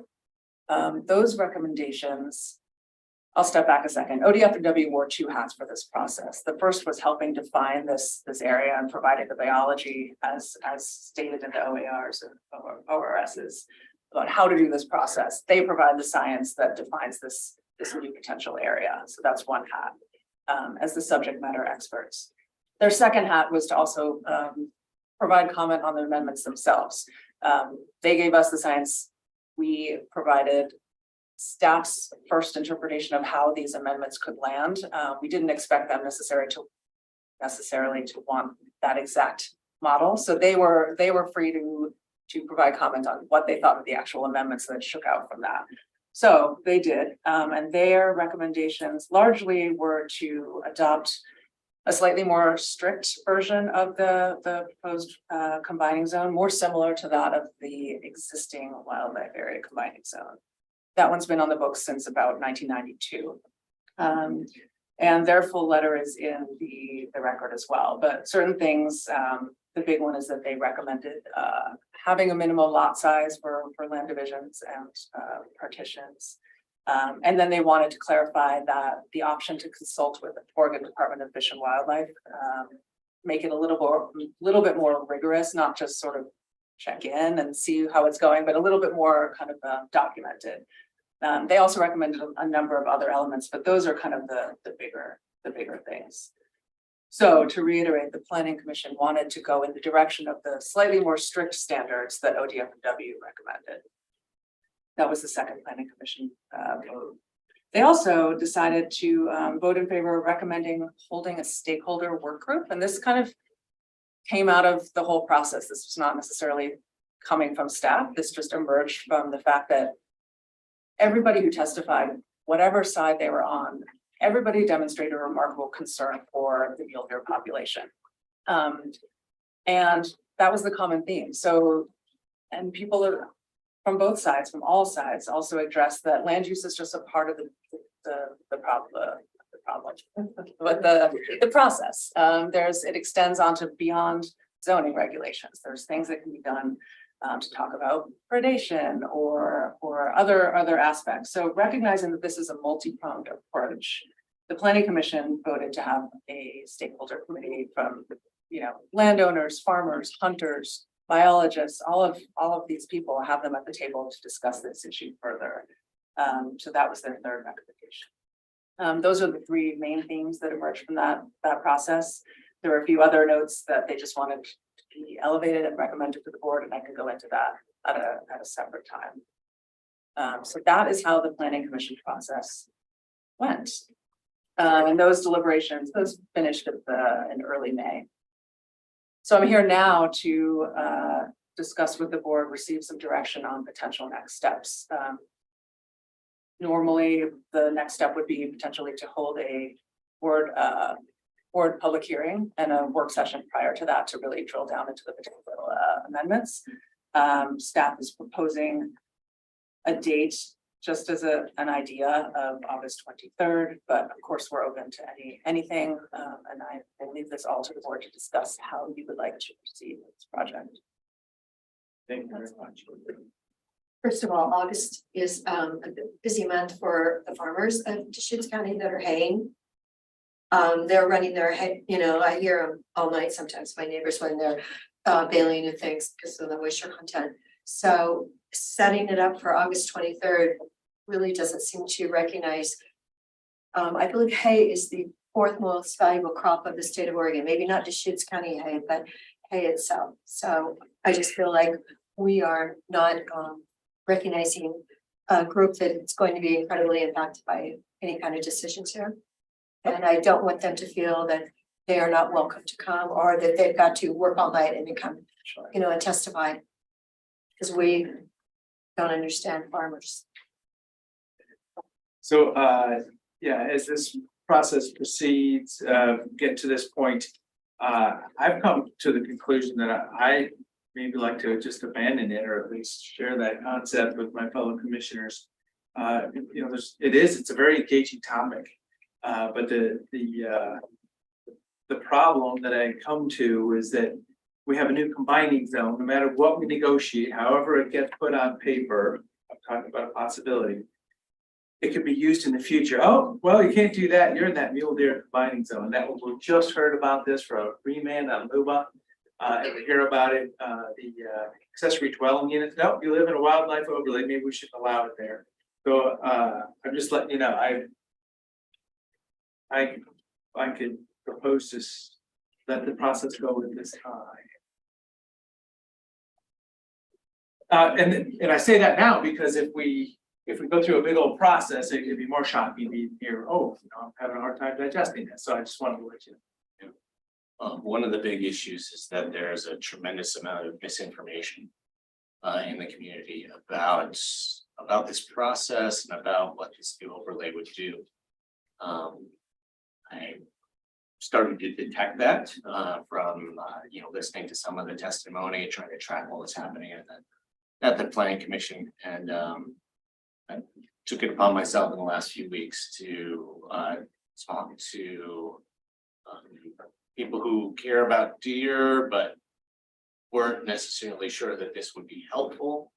Went and visited with the Tumalo Irrigation District Board to try to understand what their specific questions and concerns were, and have tried to give them specific responses back in relation to their questions and concerns.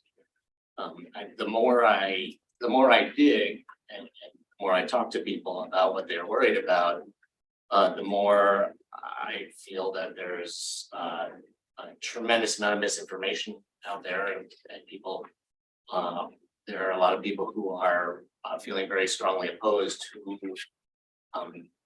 are really strongly opposed for reasons that are actually not a thing. When I went to speak with the Tumalo Irrigation District Board, one of the things that immediately came up was, well, we're not going to be able to till our fields in the winter. And I said, oh, let's take a look at the overlay and the proposed regulations and see, if that is actually true. And there's nothing in these proposed regulations that says you cannot do tilling operations in the winter. We talked about development rights and whether this would diminish their development rights and anyone's development rights. And basically, as far as I can tell, if you have rights to develop a certain number of dwellings currently, you will still have those rights after this process is completed. The configuration might be a little different. There might be a requirement to, if you own hundreds of acres of RR10 zone lands, instead of putting one house per 10 acres, you might have to cluster. But you will still get your same number of units that you were entitled to with the zoning that is in place already for those lands. So I guess I would encourage my fellow commissioners before you say you want to abandon the process to dig a little bit deeper into what is being proposed, what is really a concern, and what is a misunderstanding currently, and proceed from there. That could be accomplished during these hearings. The hearings are not going to be. I would expect them to be pretty robust and maybe a little bit rowdy, but you know, to get accurate information out there, that may be what we have to do.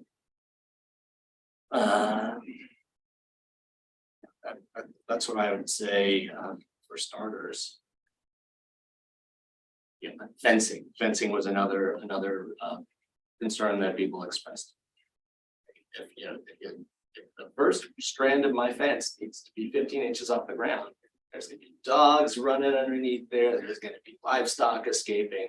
And so I went back and I tried to understand, you know, what actually this overlay and these regulations say about fencing. And the reality is that if you're an agricultural operation,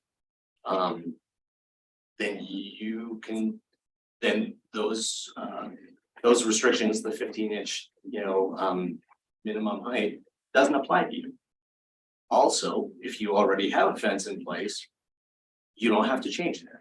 So there are all these concerns that have been raised by people that are just simply not accurate. And if you strip that all away, you peel that all away, I don't think that there's a really significant amount of reasons to oppose this this new overlay and these new requirements. And there's a whole lot of benefit to be gained for the mule deer populations in our community, which are crashing. So I do support, putting a stakeholder work group together and talking about this, learning about best practices, supporting the populations, understanding the dynamics with the wildlife. Whoever wants to study it can. It's to say publishing best practices. It's always a good idea. So I just hold on to private property rights and not having that cloud over a property owner for a future opportunity to come to the conclusion, well, since you're in that wildlife overlay, maybe we should allow you to do this. I don't think I can get past that. So yeah, just let me know. So any thoughts? Without It's just that specific, I mean, maybe without improve this specific today if examples, there's strong passion. without specific examples of what people will be restricted from doing, I don't think you can make those kinds of arguments.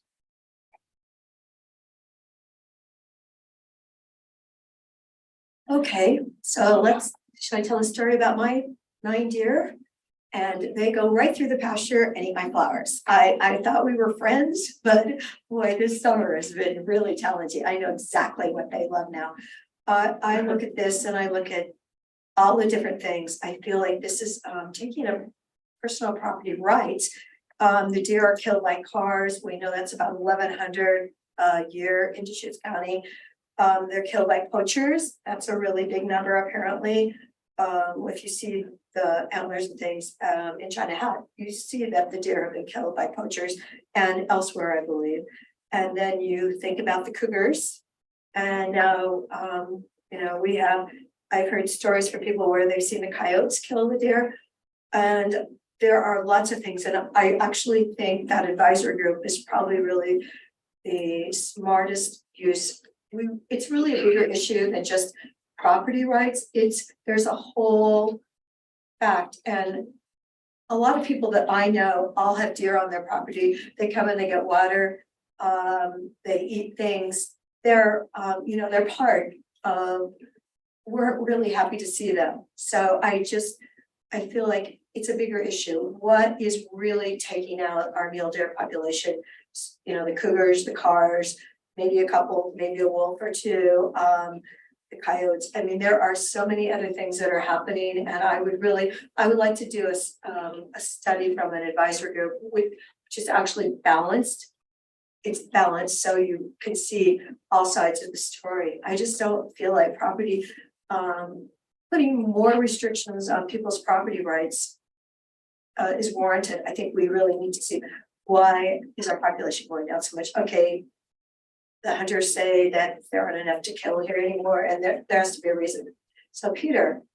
So as I say, I was kind of struggling with even bringing this up today, but now we're kind of getting right to it. So yeah, the three of us are taking position. Yeah, can you help us? Before Peter speaks, I'd just like to say,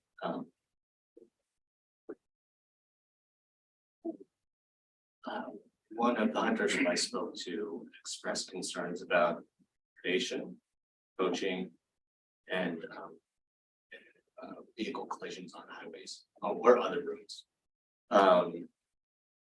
We had a pretty in-depth discussion about those things. They are real. They are not necessarily all things that the county has any influence or control over. And the other thing that we agreed on was that if there is inadequate field or winter range habitat, all of those things are much worse.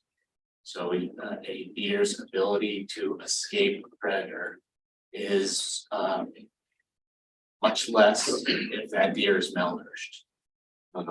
A deer's ability to dart across the highway, is not as strong if they don't have enough body mass and calories. Kind of the cumulative impacts of reduced habitat shows up in all of those things: predation, poaching, vehicle collisions, and it also shows up in reproductive success and basically the survivability of baby deer fawns after they've been born. You know, the mother hasn't put on a decent amount of weight over the winter, then they're not going to be able to give birth to a baby. So while it's important to recognize those other factors, it's also important to understand that quality, adequate and quality habitat underpins the whole thing, underpins the entire population, affects all of those other things. So you're saying private property owners don't care about that when they learn this information? No, I'm not saying that. I'm not saying that. I'm saying that people who are saying that this is infringing on their property rights may not actually understand. Tell me specifically. Tell me what this is going to prohibit someone from doing. As I say, Tell me. it has the opportunity to put in an overlay that can be used against any future opportunity. In what way?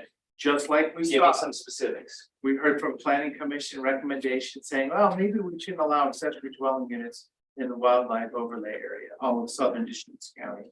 When I heard that, I was like, whoa, that's interesting. That's exactly what I'm talking That's about. existing wildlife overlay. That's not. Yeah, so we this should one. add more. Well, do you We're not think gonna that- agree upon this. Do you Let's think proceed. that property rights, people who own property in kind of northeastern Deschutes County should have less responsibility for the region's wildlife populations than private property owners in South County or in East County? I think in nineteen Because all ninety-two, those when the areas first are one covered, went in, all those areas are it was a covered by different wildlife environment. already. In ninety-two, it's a different environment, and it's a lot more, just open space and less development, and now that's getting more built out. The land use system in the state of Oregon is being weaponized against private property owners. It's just a big high level statement, and it's the truth, so. It's your belief. And if it's not substantiated by any, if it's not substantiated by any specifics of what this is going to do to someone's property rights, then it is, it's less It's a than value. It's less than belief. It is It's a value. unsubstantiated statement. Well, you don't need to critique my view on this. Well, we're arguing right now about whether we're going to move forward with a hearing or not. I do need to debate your perspective on this because clearly the next steps for this process hinge upon this debate. Well, yeah, I don't have any more debate content here. I already made a decision. Okay, well, you can make your decisions, you can outvote me, but if you don't have good reasons, then everyone will know. Good reasons. You haven't given a specific, real concrete reason so far. Impedance mismatch. You and I are talking different terminology, different. I don't think so. I think we're both talking about land use, and we're talking about the way that specifically might impact property owners. And you haven't given a clear example of how this overlay and this set of requirements could actually affect a real property.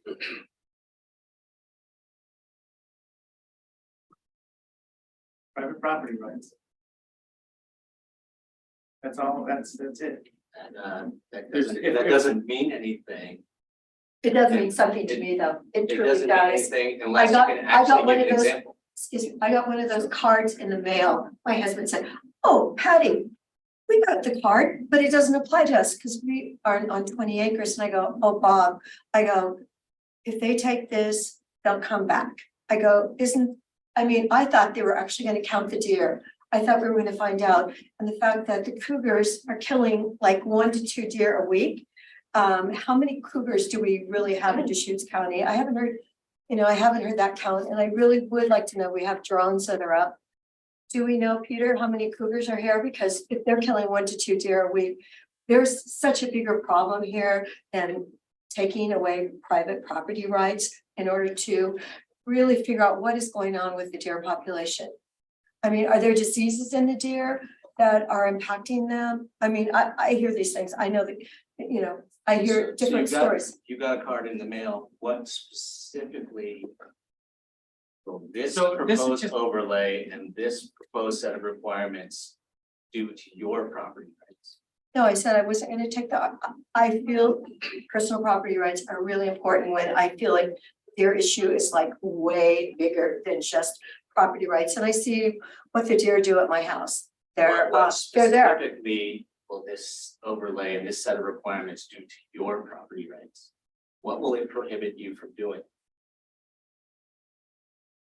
I listen to my neighbors, the farmers, and they're concerned, people that have significant amount of property, so. Are they concerned about not being able to till their fields in the winter? Or are they concerned about fencing?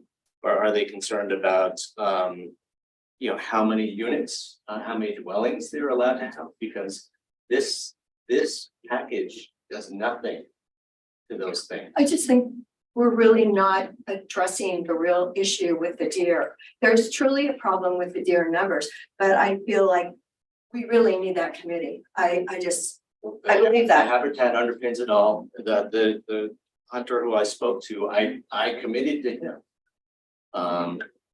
Well, one of the things I've already been pretty involved in is advocating for funding for wildlife crossings in the county. And particularly crossings in the zone of Highway 20 between Sisters and Sun Lake, which is one of the highest crash densities that we currently have because we fixed a whole bunch of places along Highway 97. I made a specific commitment, and this is something that could come out of your stakeholder committee that you're interested in doing in a year or a year and a half. Would But you I be can tell supportive of a you, I stakeholder can tell committee you, or I not? can tell you that it's something that we could work on right now. Which was that there's a chunk of the Klein Falls Highway coming out of Tumalo where a whole lot of collisions occurred. That's our road, Highway 20, Highway 97, we have some responsibility and for those roads, but Klein Falls Highway, that's our road.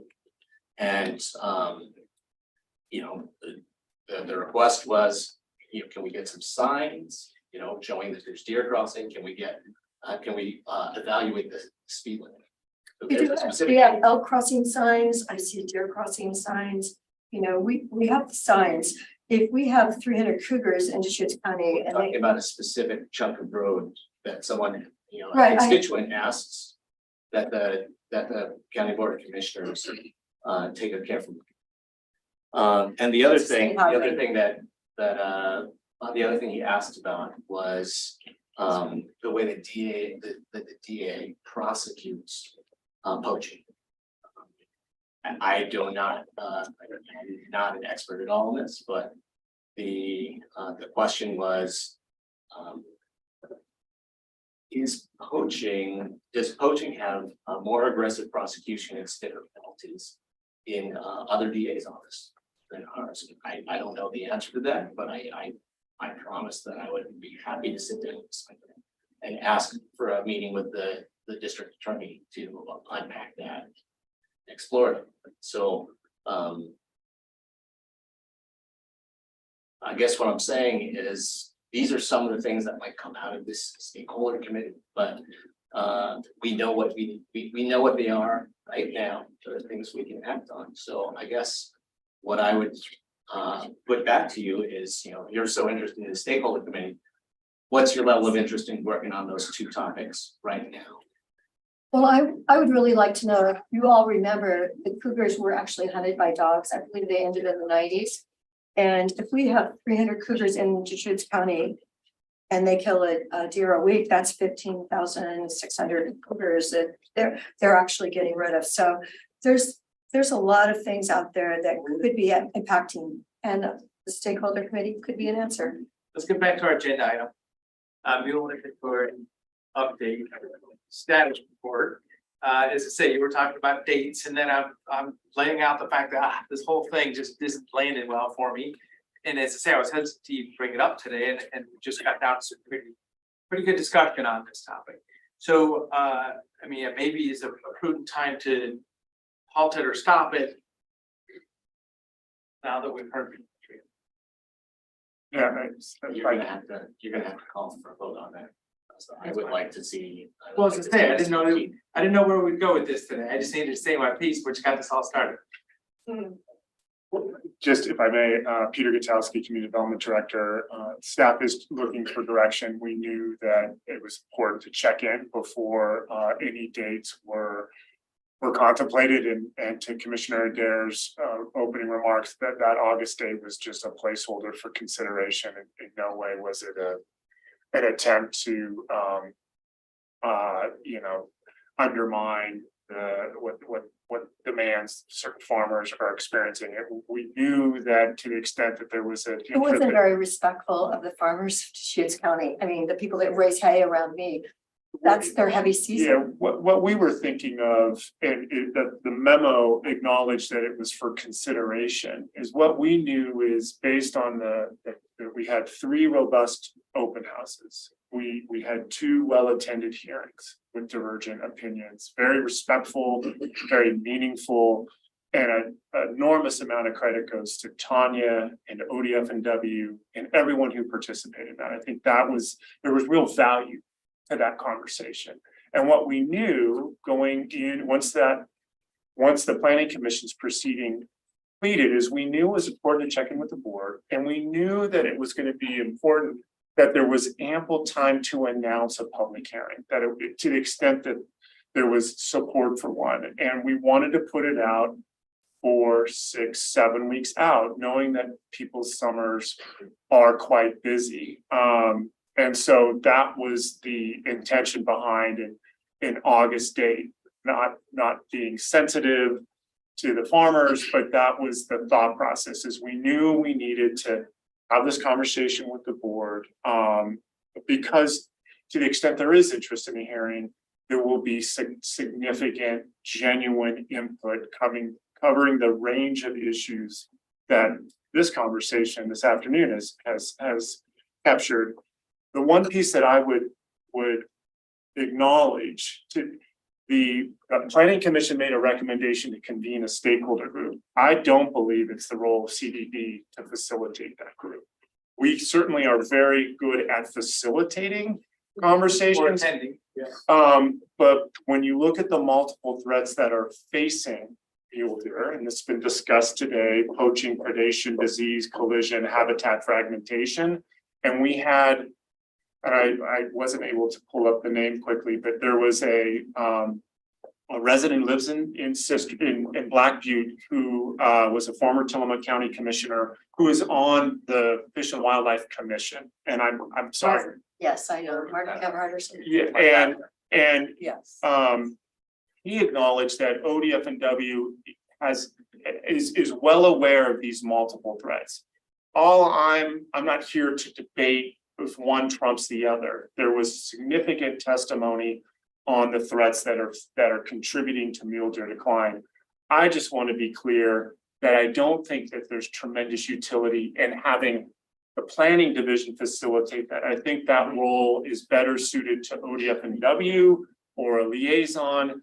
They are well aware of those other threats, which are part of their mission. And, they are aware of cougars, they are aware of disease. Obviously, they're intricately involved in legislation that deals with road crossings and wildlife passage. So, of course, if the board finds that you want us to do that, we will embrace that responsibility. That's why I inched up to the table, is that this is a very divisive, complex topic, and we have. Again, I'll conclude by where I started. The board's willingness in the winter to direct staff to at least convene the public hearings. I do think that there was tremendous utility in that. It has raised the issue of the threats that are facing mule deer, regardless of where one is on this political spectrum or what one does for a living in this county. People are tied to that species. It is one of the reasons why people identify with Deschutes County in Central Oregon. So credit to the board and to an imperfect process, and to staff and to our agency partners to allow that conversation to occur today. Because whatever the board decides today or at a subsequent meeting, there was value in that conversation. And like I said, I'm tremendously proud of our staff who were facilitating and had a direct role in those interactions.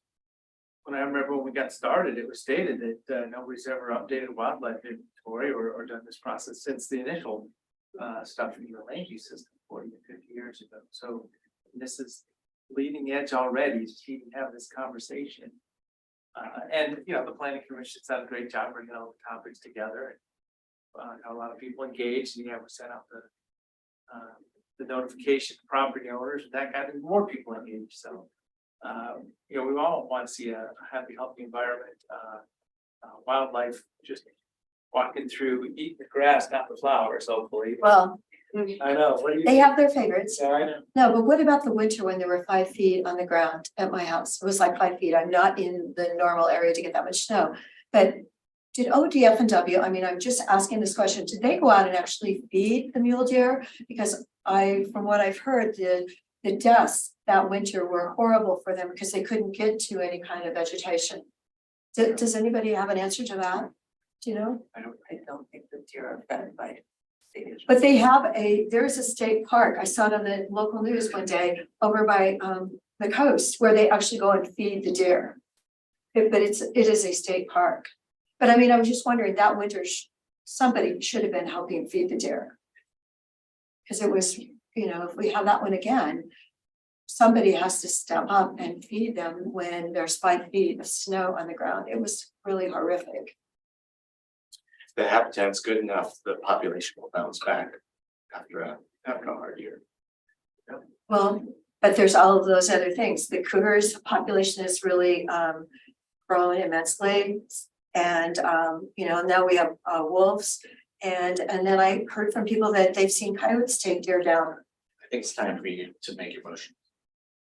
So as I say, I didn't know we'd get there today. I knew that it would be a touchy subject, and it was better to talk about it at this opportunity than scheduling on farther. So as I say, I'll make the motion. I started the conversation. At this time, I'd like to acknowledge all the effort we've done, but make a motion to stop the process of a mule deer inventory.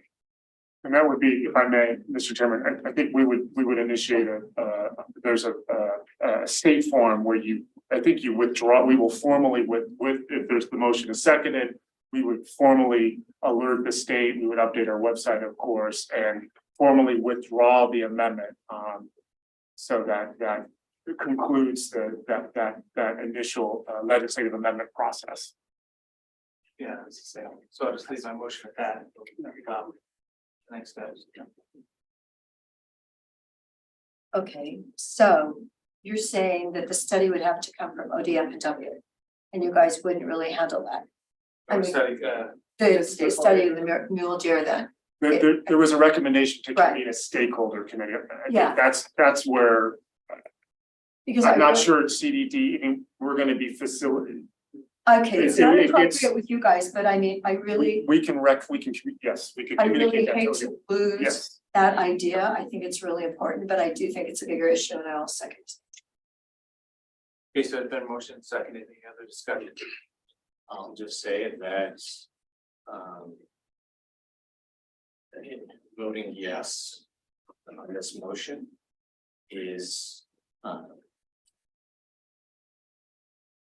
You can just vote how you like. You don't need to No. critique my vote. we are deliberating. What, I you get to critique say- my vote? Absolutely, yeah.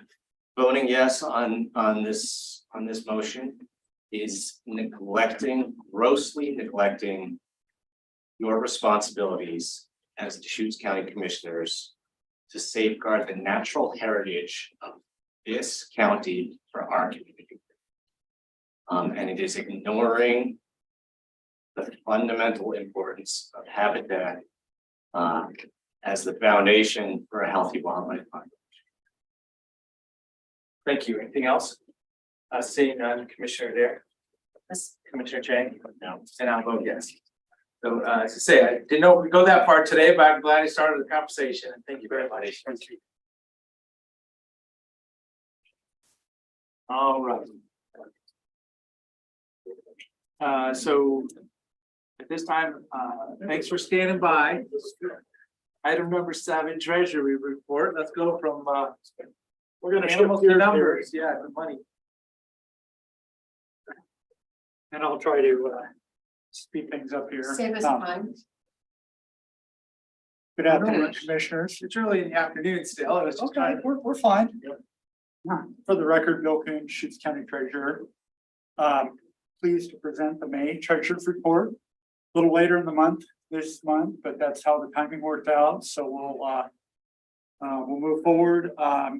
Provide a high level overview of economic conditions like I normally do. After it's kind of funny over the last several months, we've had a lot of market volatility due to the bank failures and the debt ceiling standoff. Economic conditions were relatively calm in May. We'll talk a little bit more next month about where we are now. But really, with immediate action by the FDIC and the Fed to address access and safety of bank deposits, which is a big issue. And it seems that the markets have moved on to other issues. Obviously, the activities over the weekend, we'll have to wait to see how that plays out in the markets, but we'll talk about that later. After raising rates 500 basis points since the initial tightening phase early last year, the Fed opted to pause at their June 14th FOMC meeting, which was really what the market expected. However, the committee also signaled further tightening, possibly sooner, as inflation risk remains elevated. Verbiage suggests a need for additional tightening as data evolves. Since then, I think the data certainly seems to indicate further rate increases as consumer spending has remained surprisingly resilient, and the risk to price pressures remain on the upside. While inflation has receded from peak levels, price acceleration remains nearly 2 times higher than the committee's target at 2%. Continuing to erode both consumer and business purchasing power. We see that in all segments of the population. So with all, any thoughts on that? I mean, everything just keeps going up right now. It is, and a lot of it is really a resilient consumer population that continues to spend. And that's really been driving. And we're seeing that. It's probably not gonna end well. I mean. That's kind of what we're, the Fed will, and I'll I'll share, kind of the prognosis going forward is that the Fed now has coined a new term called skip and re-engage, which basically means they skipped an increase, a Fed funds increase in May, or excuse me, at their June meeting, and in all likelihood, they will re-engage in July, and that's the expectation when the Fed meets at the end of July, is there will be another Fed funds increase at that point in time. But the market is kind of building in 2 more increases between now and the end of the year. And I think there's been suspicion that we might see rate decreases before the end of the year, and that is not very likely right now. So 0.5% or 1/4%? Probably 1/4%. Yeah. Yeah, 1/4%, 2 bumps. And again, if I knew exactly what was going on there, I would not be. Today, so. But that's and really what it comes right down to, that's the only tool the Fed has to fight inflation, is raising short-term rates. And that's what's happening right now, is they just keep going back. And it's not a finely tuned process. It takes a while for those rate increases to work their way through the system. The impact to mortgage rates, short-term borrowing rates, consumer spending, it takes a little while for that to filter into the economy. And I think that's a concern right now, is that the number of increases have been so sudden that we haven't maybe given enough time to see what the overall impact is to the economy. And I think this skip and re-engage process, if that's in fact what they end up doing, that'll at least give it 60 days to kind of see what the impact was from that last rate increase. Anyway, again, market expectations when the Fed meets, Federal Open Market Committee meets on July 26th, that there will be another 1/4% increase in short-term borrowing rates. So last week, Fed Chairman Powell testified before the Senate Banking Committee and acknowledged potentially intensifying its supervisory and regulatory oversight in the aftermarket or the aftermath of recent market volatility. I think that also could potentially slow down or limit the availability of funding, which will also have a detrimental impact to the economy. We're already seeing signs, and I know that firsthand because of my former career, that bank lending activity has really slowed down. Much higher to qualify for borrowing. The hurdles are much higher, and there's concerns obviously about some very specific types of financing, including development financing, that could have a further impact on housing availability and other things that we talk about a lot. Again, labor market still seems very strong, especially with the announcement that we added last month another 236,000 new jobs, which was basically forecasted.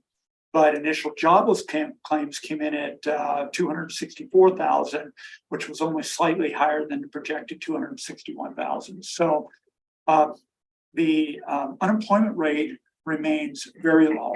And that's the other thing that the Fed has taken a very close look at right now, is that they haven't seen a significant increase in unemployment. So they feel comfortable with continuing to battle with increasing short-term rates. So it just kind of whips off the fact that goes on that is having which if you have an extreme labor shortage in your nation, may not be a very good idea. Well, it may not be the right approach. Yeah, and that's the challenge that we have right now. And we've had a number of people that have left the workforce too. So when you look at real employment, that's a different number than maybe the number that the Fed's looking at. But yeah. So there's a lot of conflicting economic data going on right now. May retail sales increased only slightly, 0.3% month over the prior month. Car sales is driving the stronger than expected number. CPI numbers actually increased by 0.1% month over month, with food costs up 6.7%, while energy costs declined 11.7%. And that was a snapshot of monthly activity for May, but basically it still equates to around a 4% annualized inflation rate year over year. And that's much higher than the Fed target. So offsetting these positive economic indicators, May production price inflation actually decreased 0.3%, and that's at the manufacturing level. So that typically is a early warning signal that things are starting to slow down, when the manufacturers start to see a decrease happening on their end. Adding to the contradictory news, the fact that May housing starts actually increased 2.2% over the prior month, while sales of existing homes increased 0.2%, both partially driven by, in May, a softening to 30-year fixed rate mortgage, which fell to 6.73%. In June, it actually went back up again. At a regional level, and this is really important for Deschutes County, the Bend area median price actually jumped up significantly to $740,000, which was up significantly from last month and approaching the peak of $773,000 that we saw early last year in March of 2022. Median prices are driven by $1 million plus homes, so the mix has changed dramatically. Noteworthy of the 157 sales last month, 60 of these were cash sales. So those are the buyers that aren't concerned about mortgage rates. They have the financial capacity to pay outright.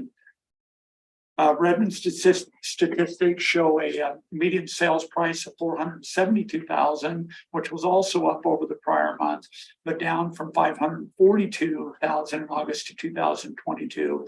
And currently they're sitting on about 2 months of inventory. So our, as we saw presentations earlier this afternoon, workforce housing is typically under 500,000, and it could be well under 500,000. There isn't any workforce housing available right now in the mid market. A lot of those buyers are actually going to Redmond to seek that price component. And that's really exactly what we're seeing in Redmond, is the bulk of the sales are in that $400,000 to $500,000 price range. And again, the elevated long-term rate environment has certainly had an impact on home sales as well. So, and then also we're reading an awful lot about this right now, where handcuffs with existing homeowners that have an extremely low interest rate on their current mortgage, 3% mortgage, they don't want to upgrade. They literally are more happy to stick with where they are right now than double their mortgage payment and not necessarily double the house that they're trying to buy into. So that's also impacting inventory levels as well. So anyway, given the still tight labor market, the Fed has made it quite clear that with the mandate of full employment, we feel like it's been met, and we're currently there right now. That reinstating price stability is its number one concern, despite already increasing short-term rates 500 basis points. So again, that's kind of the environment that I believe that we're looking at over the next 90 to 120 days, close to year end, is further tightening on short-term interest rates. And then we'll see what happens with regards to potential recessionary fears. I think we're all kind of waiting for a recession that hasn't started yet, but whether or not the economy is going to land softly or whether or not it's going to be a more abrupt landing, time will tell. Any questions on the economic side of things? I did notice the LGAC went up to 4.05 or something. Yeah, 4.05. Yeah, the LGIP fund, and we'll talk about that a little bit with the May Treasurer's report, but again, that rate has not changed, and obviously the expectation is that with current tightening at the Fed level, that will probably at least stay at that level with the LGIP fund for the time being. Don't see a lot of downward pressure to reduce that rate. Anyway, our May Treasurer's report, our portfolio balance was 289.7 million. Let me restate that, 289 million at month end, a decrease of 3.8 million from April and an increase of 18 million year over year. Our net investment earnings were 525,000 for the month, which was slightly higher than April, but quite a bit higher than a year ago, which was 402,000 for the same month a year ago. And this is certainly reflective of the higher rate environment and also growth year over year in the portfolio. All portfolio category balances are well within policy guidelines. Reported last month, Patty, to your point, the LGIP rate has remained at 4.05%. The average portfolio yield was 2.28%, which is slightly higher than the 2.19% yield in April. The portfolio has a weighted average time to maturity of 1.16 years, which is shortening up quite a bit. And this is partially due to the fact that we haven't made any major investments since last fall, October, November. And we'll certainly have to take a look at that in the next investment cycle, is kind of going beyond a 1 year, stretching out a little bit further to capture a little bit more yield for longer term. But, we just don't have that opportunity right now because we don't have any funds that we can invest longer term. And this is a perfect segue into a comment with regards to some trading activity that we initiated a couple of weeks ago. I've been working closely with Robert on the monthly cash flow needs, primarily focused on an elevated expense level that we're seeing in both accounts payable and payroll over the last several months, and really taking a look at our short-term liquidity over the next 60 to 90 days in particular, until we get back into our big cash influx through property tax receipts, and really taking a look at bolstering our short-term liquidity to make sure that we have adequate resources to cover needs as they come to fruition over the next several months. So basically what happened, or what we decided to do, was on June 14th, we actually went out and sold $10 million, roughly a little over $10 million in low yielding investments. But we sold these investments prior to maturity, converting those funds to cash that would be held at the LGIP pool level. So we're going to boost our rates considerably with those investments that were sold. Some of them were yielding as low as 0.5% and had duration that we felt comfortable that we needed to take action and generate some short-term funds. The offset is that we will book a book loss that will be a realized book loss, but the flip side of generating the additional cash and also having short-term financial flexibility, which is absolutely critical over the next, I'd say, 90 days or so. So anyway, what you'll do is you'll see improved. So does that $10 million shift, is that reflected in this? It will not be. That is the schedule, May or is report, and this was a June transaction.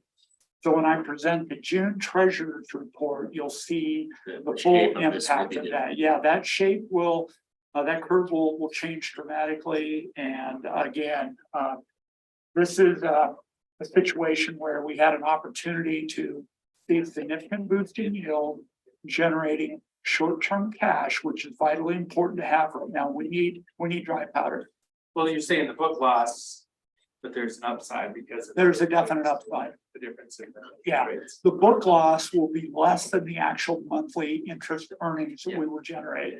So the funds will not see much of a significant impact there. I've seen that before now. Yeah, and this is not something that we typically do. Yeah.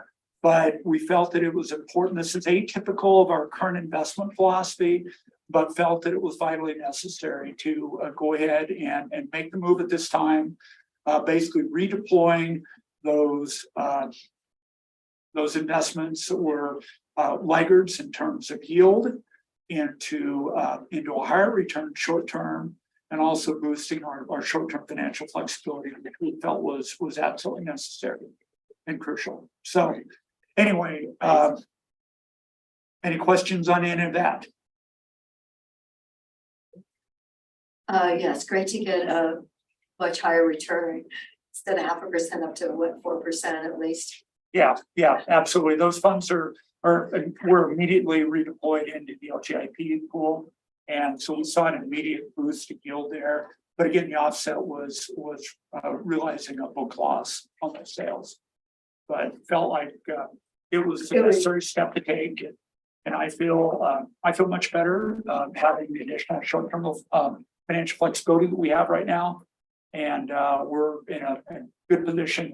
We'll certainly continue to monitor that over the next month or so. And if there's any other selective investments that we decide that we might want to consider liquidating and basically going through that same process, we'll do that. But so, thank you. Anyway, very welcome.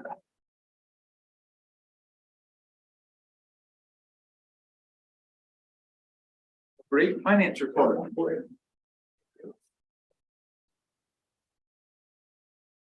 Good afternoon, Robert Tintel, Chief Financial Officer. Anderson, Budget and Financial Planning. I invited Dan to join me this afternoon. Here all by himself, I saw that one. Right? Oh, yeah. Oh, yeah. Oh, that's Robert right. was out for a bit. Originally, this was going to be presented last week, but then the agenda was so full, it got bumped, and I was on vacation. There you go. Okay, so. But a lot of what we're talking about today is, between our budget, which everyone you all just approved last week, between budget and forecasts and what we're doing, it's all interrelated. So in case there's questions that come up, we're both here to help answer those questions. So, but we'll start going through the report. And I'm going to do it a little bit different this month as well. We won't go through every single fund, every trade on those funds. That really we just want to highlight, make sure you're aware. So as we're, honing in on the last couple months of this fiscal year, we'll really have a thorough conversation of that. So this report is as of May 2023. And again, it's unaudited numbers, even though we're almost at the end of June, but again, that will come later. So this is as of May. So there will be a couple things that when you were speaking with Dan on budget adjustments for the end of the fiscal year was projections through June, and these are numbers through May. So there may be some slight differences in some of the items that we talk about. So anyway, and then we'll start on page 46 in your packet. It's the general fund overview, the dashboard of the report. General fund revenue year to date is 42 million, or at 96%. And by comparison, last year it was 39.4, so up slightly. And last year it was at 96.6% of budget. Expenses 39.9 million, or 88% of the budget. And by comparison, last year the expenses were 38 million, or 87.7%. Beginning fund balance, that hasn't changed. That's beginning fund balance from prior year, 13.8 million of the 12.9 beginning fund balance there. So we'll talk more about the general fund in a little bit, but this is just a high level dashboard. Page 47 on your FTE. This is actually 1 month. There were no FTE changes. Usually we have some additions or deletions, but there were no overall changes. The vacancies rate did go up by 4 though, but overall the number of positions stayed the same. Community justice had an increase in vacancy of 1, sheriff's office of 1, CDD 1, and 911 also had an increase in vacancy of 1. But overall, all the FTE increase here, I just thought it was interesting. We're on average about a 10% vacancy rate. We started the year at around 12%. Kind of went down a little bit, but it kind of increased a little more these last couple of months. So I'm going to move to page 52, which is the general fund overview. This is real similar to what was presented last month. However, I will say as we re-looked at projections, Dan and his team, revenues resources did increase about 150,000, and the expenses overall, the requirements, also increased about 500,000. So that leaves about a net change on the general fund from what we projected for the end of the year numbers from last month by about $400,000. So it decreased the total fund balance in the general fund is now $13.5 million essentially for the projection, which last month it was 13.8. So a little more revenue, but also we had a little more expenses that we're projecting there. You want to look at page 54 in your packet, which is the TRT, Transient Room Tax Fund 16170. And this is one of those funds we've talked about a lot. I know we have, but it's just a reminder of where we're at in our projection. So first, I'll just say now we've received, and I know you get these reports also, the room tax revenue through May, which it's a month delayed. But through May, the year to date, we were under 2.5% under our fiscal year 22 actual. So if we look at actuals from where we were last fiscal year, we're under 2.5%. But when we compare our numbers to budget, we're under what we budgeted by 6.8%. So we've under budgeted, and you can see that up here in our resources. So our projections, now this is where we'll end up at the end of the year. We believe at this point in time, we'll end up at $12.6 million total revenue. That's the TRT tax and interest. And you can see in the fiscal year 22 column, that's about what it was for actuals 2 years ago. But if you look for what we budgeted this year, it's 13.6. So at least $1 million at this point as of May, we're under our revenue. So when you look down at our total fund balance, you see it's the last gray column, projection $4.4 million. So that's where we're expecting fund balance to end this year for the TRT. But the caution on this is you got to remember, we've already committed $5 million of this money. So that means really we're short 600,000 already from what we've committed, because it's $4 million to Sun River over the next 2 years. And it's $1 million for Mount Bachelor that we have committed to paying out. That payment was going to happen this year. It's next year. So we know we're starting out, $600,000 less there. I think we're gonna have a couple strong months here this summer, That's what we need. but it just, where's it gonna go after that, right? It's just so scary. Can you remind us what we budgeted for TRT revenue in the coming fiscal year? Yes, I'll start with that. Well, it jogs my memory again. But our beginning working capital is, we did budget for that fund 4.7 million, but now it looks like our estimates are 4.4. So that's 300,000 plus in just that revenue. We did 12.6 million. So real similar to the 22 and similar where it ends up being this year. So now the caution is, the other caution, I'm full of cautions this month, I guess, is, we started this fiscal out, when we look at our actuals, they were high percentages, and year to date, we were above, it was positive for quite a few months, but it's these really last months that have really brought us down. For example, April, we were under almost 32% from the prior year, what we collected. And then May was under 27%. So these last few months this season have really hurt us. So it will be interesting to see what happens this summer as we go forward. We need to come back to these numbers that we had in prior years to meet our commitments. And as you know, any excess TRT, we also put into our reserve. And so less money here, less all our commitments we've already made, and ongoing county finances needs less money into the reserves. And that's where Dan will get a more presentation on that as well. So overview, like I said, spending a little more time on some of these funds that we just want to highlight. Any questions on TRT? I'm going to go to page 57 in your packet, which is Sheriff's Office Fund 255. Just a couple comments on here on this fund. Their projections, year-to-date projections for fiscal year 23 haven't changed that much from last year. The caution that I do want to highlight for this month is their total fund balance projection is about $8.7 million at the end, which is good for this fiscal year. They originally budgeted they'd be at $7 million, so they're a little higher than what they anticipated. However, when they were budgeting fiscal year 24, their beginning working capital for fiscal year 24 was budgeted at 13.2 million. So it's a difference of 4.5 million less than where they thought they would start with. And as you know, when we went through the budget committee meetings, their contingency, especially in the rural, was already low, and then the reserves, their fund balance was low as well. So when you add on now, their starting resources are less than what they originally budgeted. there's gonna have to be some adjustments there. And Dan is working with Sheriff's Office, so looking at that. But again, that's another unknown across the county of financial resources. So this year, looks like they're on target to their budget, but not when you look at what they projected for next year.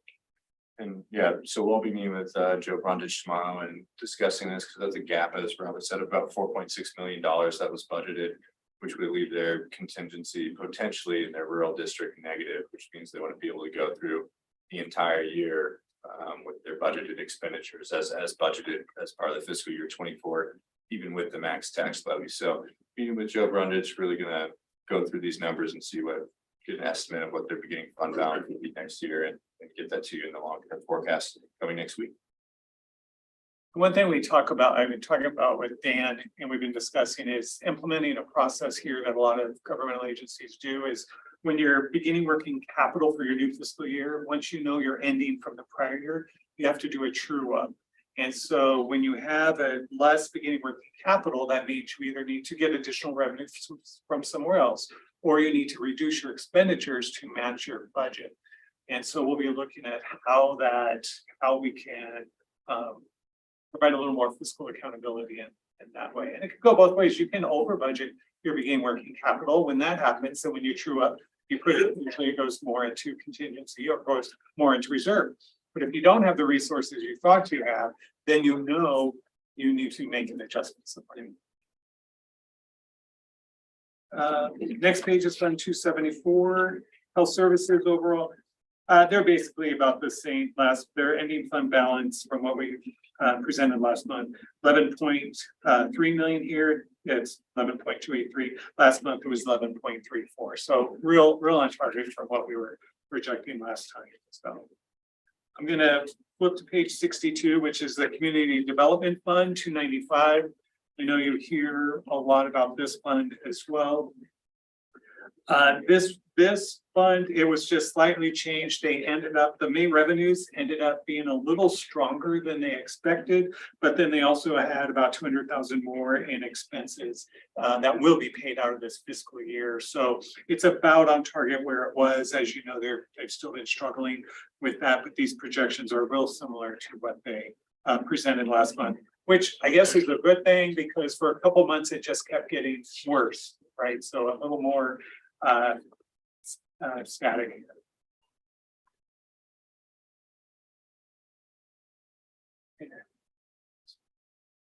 Gonna flip a lot of pages, and not a lot of change from the prior year when we looked at that. I'm gonna go all the way to page 75, which is the Health Benefits Fund 675, page 75 in your packet. And we can talk about any fund if you have questions. I just want to make sure we spend a little more in-depth time on some of these. I know also during the budget presentation, and then you had the fiscal year budget at 23 budget adjustments. One of them was a $5 million adjustment for the Health Benefits Fund. And so we've been talking about this. This projection is as of May, where we'll end up. So where there might be a little few differences as we refine this each time, but this was as of the May 31st projection. So we're ending the year total fund balance, the projection at the end of the year. This report is $4.6 million. The new projection now is actually $4 million. So it's still lower than what it was, but this was taken into account when Dan and Kathleen and worked through those budget adjustments. So you're saying now it's gonna be 4 million and not 4.6? Right. But that was, because this was prepared before. Right, the major bills came in. Yeah, and before the final budget adjustments came in. So fiscal year 24 beginning working capital was budgeted at 5.7 million. And I think Dan talked about this earlier as well. But again, just a reminder. So fiscal year 24, we budgeted 5.7 million for beginning working capital. And right now, as of the 4.6, it's 1.1 less, but with the new projections of 4 million, it will be that $1.7 million less the beginning working capital. So again, that's another fund where it's an example. You budget more, thinking you have more beginning working capital, but now you have less. So that means in your current the new fiscal year 24, you either need to get additional revenue or you need to reduce your expenses. And I think that's part of the conversation too, that we'll have coming up as well about to increase insurance costs to departments, or how do you, or, and then also. Well, you guys just stay calm and explain the choices to us, because it changes on us. Yeah, and that's, as Dan mentioned earlier in the other session, we're gonna come back the following Wednesday with a new long-term forecast. How do all these decisions come into play, especially with major decisions, I'd say major decisions that were made today? How does that impact our forecast? Now that we know we have courthouse funding, we know there's 15 million. What are some options for additional levels of buy down?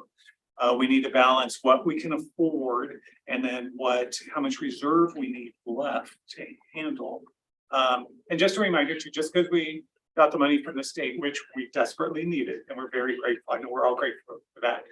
Although we didn't receive any more revenue coming in, right? So it's not like our regular general fund taxes came in more. So as we start getting a lot of requests and pressure on the general fund, just a reminder that we don't have more general fund revenue. We just have less debt.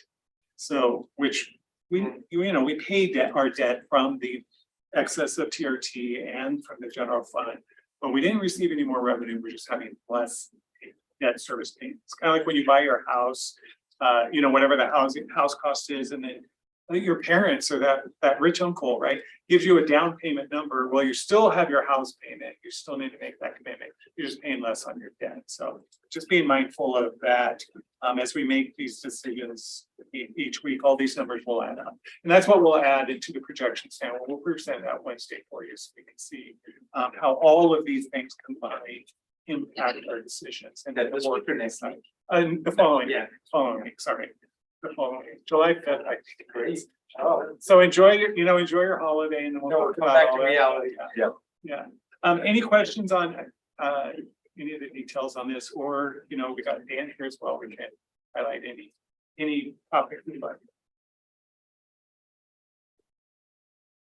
Okay, great. Thank you very much. Thank you. Thank you.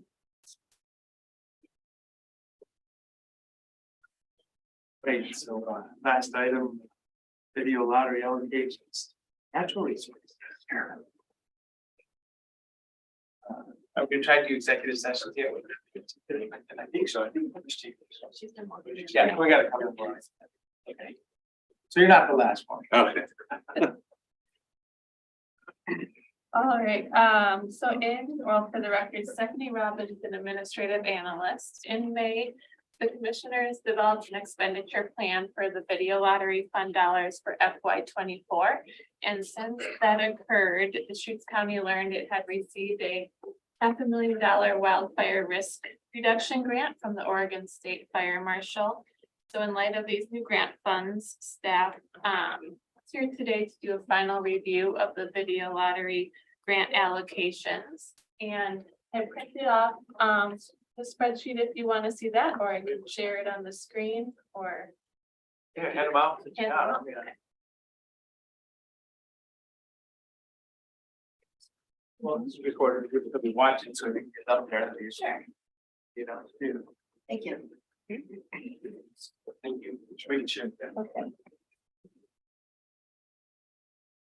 So, yeah, Kevin, you're talking about a number that we started with that might not be the same one. This is where we go.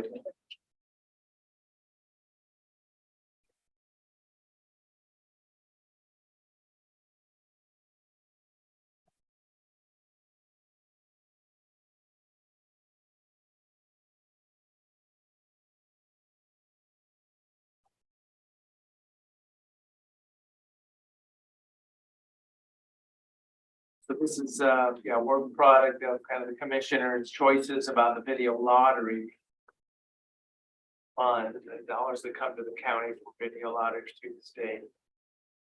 And it's basically finalized, but is there a choice now that there's $500,000 coming in that we may not send the same amount for fuel reduction efforts? And I had a number of questions, but whatever you wanted to present on the front end. Sure. I think Joe's probably briefed you on the grant funding, but I can go through that a little bit, at least how it was Oregon written. State Fire Marshal? Yeah, Oregon State Fire Marshal, and then kind of how that wraps into all of our grant funding, I guess.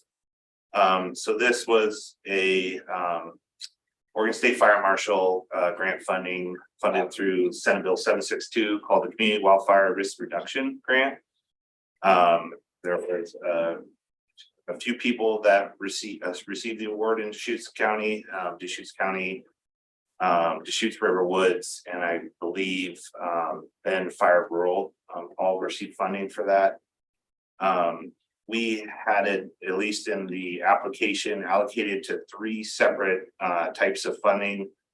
It was a 3-year grant, so it'd start this next fiscal year with $100,000 each year, so a total of $300,000 towards sweat equity projects. So that would essentially be projects where communities are doing the work, they're getting the vegetation out of the yards, but we would assist with either hauling it to the landfill or some kind of dumpster rental project or some kind of chipping operation. So I think that's been successful in the past. I don't know if it's ever been coordinated at this scale, but that was essentially what the funding would be for that. And then the other 2 fundings were, the second one was the Firewise funding. So we based that off of the successful program that we've had in the past. I don't know all the history, but it sounds like it's been pretty successful, especially last year, where there was $100,000 in discretionary funds funded to basically assist Firewise communities with ongoing efforts or trying to start up as Firewise communities. That funding is wrapping up actually at the end of this fiscal year, as far as people turning in their projects and their invoices. We did receive another $75,000 this spring because of that project being so successful that they essentially, they had some extra money, so they put it towards doing very similar work. So Also from the state farm. Also from the State Fire Marshal. And then the last piece would be a total of $75,000, $25,000 per year for 3 years, going towards vulnerable or underserved communities. And that was identifying areas that probably haven't received funding in the past or didn't have basically the ability to do fire fuels within their communities for one reason or another. So when the grant was written, it did consider the Firewise program, the discretionary lottery funding, as something that we could leverage to get additional money to bolster that program. So that was written into, the grant application, and actually not only that spring funding that we got, but also the BLM community assistance money was also based on the success of that Firewise program. But just like that, to keep in mind that if the county doesn't provide funding towards that Firewise program, we're not necessarily matching towards these other organizations and agencies that are using that as leverage to match funds. Was there a match commitment made? There was not a max commitment, it's more just leverage. Yeah. So, and then just something else to keep in mind is that a lot of this funding has a geographic either points to it or restrictions, like the Buttes to Basin funding can only be used in the Sisters Bend area. BLM community assistance funding can only be used adjacent to BLM property or close to it. And then this $500,000 grant really focused on vulnerable or underserved communities. So we're looking more at like South County, Deschutes River Woods. So there's, there is kind of this landscape that you have to consider. Not only is it just funding going to the county, there are geographical restrictions to where that funding is going. That pretty much, I think, sums it up. We do have some other types of funding out there. But the Deschutes County discretionary funds, I guess 2 main things that it's really helped with is matching other funding like Buttes to Basin funding, because we have to use non-federal funding for that. And then it's also has been used as leverage to acquire other grants. So we have committed some video lottery funds as match to some. Yes, in the past, with the FEMA funding would probably be the most significant one that we received FEMA funding and we use discretionary funding to match that FEMA funding. And I'm guessing that the match ratio is actually pretty good.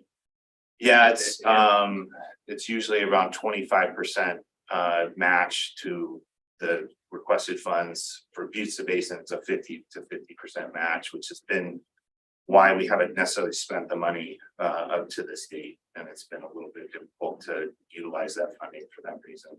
But I've been working with US Forest Service that because originally the agreement was set up to do a cost share program.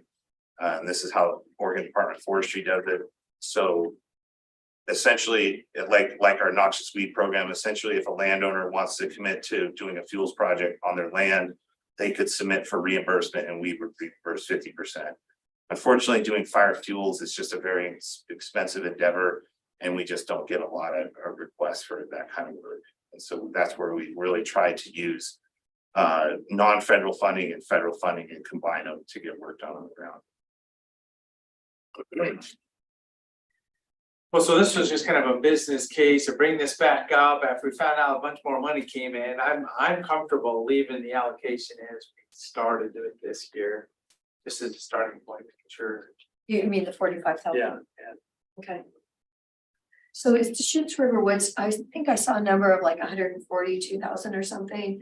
Is that from this 762? Yeah, so Gregory Bryant with Deschutes River Woods, he received, I can't remember the exact amount, but it was around 150,000 through this Oregon State Fire Marshal grant. Yeah. Okay, is that within our 500,000 or is that separate?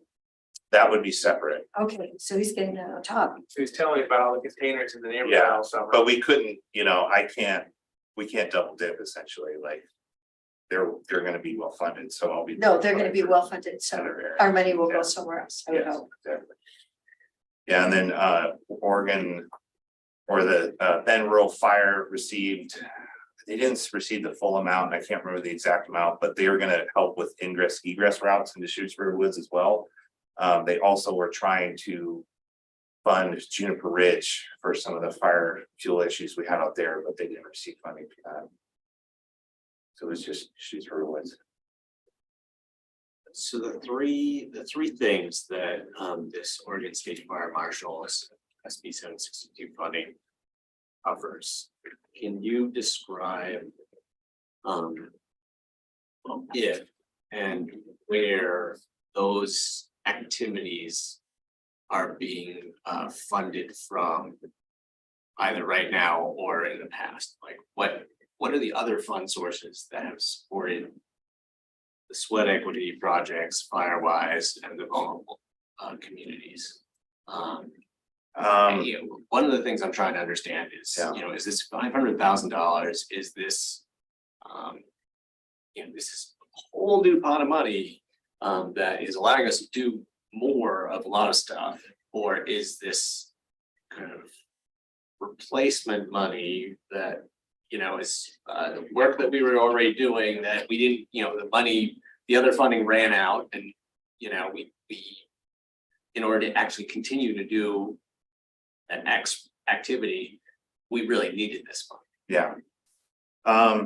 So for the sweat equity funding, I'm so new to the position, I don't know the history on that. I know Ed had some sweat equity programs in the past where he did do chipping services for particular communities. I think he did focus on South County. I don't think anything was done at a scale of $100,000 a year. That would be just a huge increase in trying to do that work. The Firewise funding, I believe, was historically funded through discretionary funds. I think this Oregon State Fire Marshal money we got this spring was just a one-off event. I don't think there's been those kind of events in the past, but I don't know the history. I know the last 2 years, I think it was funded through discretionary funds. And then the underserved communities, I think that's probably the I don't think there's been a funding source or that's been identified in the past. I think it's really been just Firewise communities, as far as getting out to the communities. And then, you know, the other types of funding are landscape type projects where we're funding county land, trying to do projects on county land like East Redmond or Hervey Ranch or places like that. But that would probably be a new source of funding. We're targeting those underserved. The 100,000 that went to Natural Resources from Video Lottery last year, what was that used Firewise. So that So when was, you were talking about the discretionary funds going into Firewise. yeah, That's, yeah, that was an application process we had last September, October that I don't believe Ed was around at that time, but he put together the process and then Joe carried that forward. And then they were awarded and now they're basically providing their deliverables to me for the fiscal year. so all, the whole 100,000 was going into Firewise communities. Yes, So with this state fire marshal funding, I forget how much was going to Firewise communities each year. for the new grant, it'd be 25. So if we combined the 25 per year and the, at least for fiscal 23-24 and the 45, we'd be sitting at 70,000 for fall grant. So if we're just kind of, if we, you know, zoom in and isolate Firewise communities work, we're talking about going from 100,000 a year of video lottery funding to 25 a year of state fire marshal funding, plus if we, assuming we use this whole 45,000 that we're talking about allocating now, that only gets us to 70. So we are actually basically deciding to reduce the amount of Firewise community funding, Firewise community work that we're doing. Yeah. Each year. If we were to continue that, you know, while we, for the next 3 years, that would be 70,000. I mean, there's always the option or always the opportunity, like we saw this spring, where Oregon State Fire Marshal might have extra funding. They might be able to provide that, but there's no certainty. So according to the 1.9 million that we received from the fire marshal, COIC is getting 250,000, City of Sisters is getting 72,000.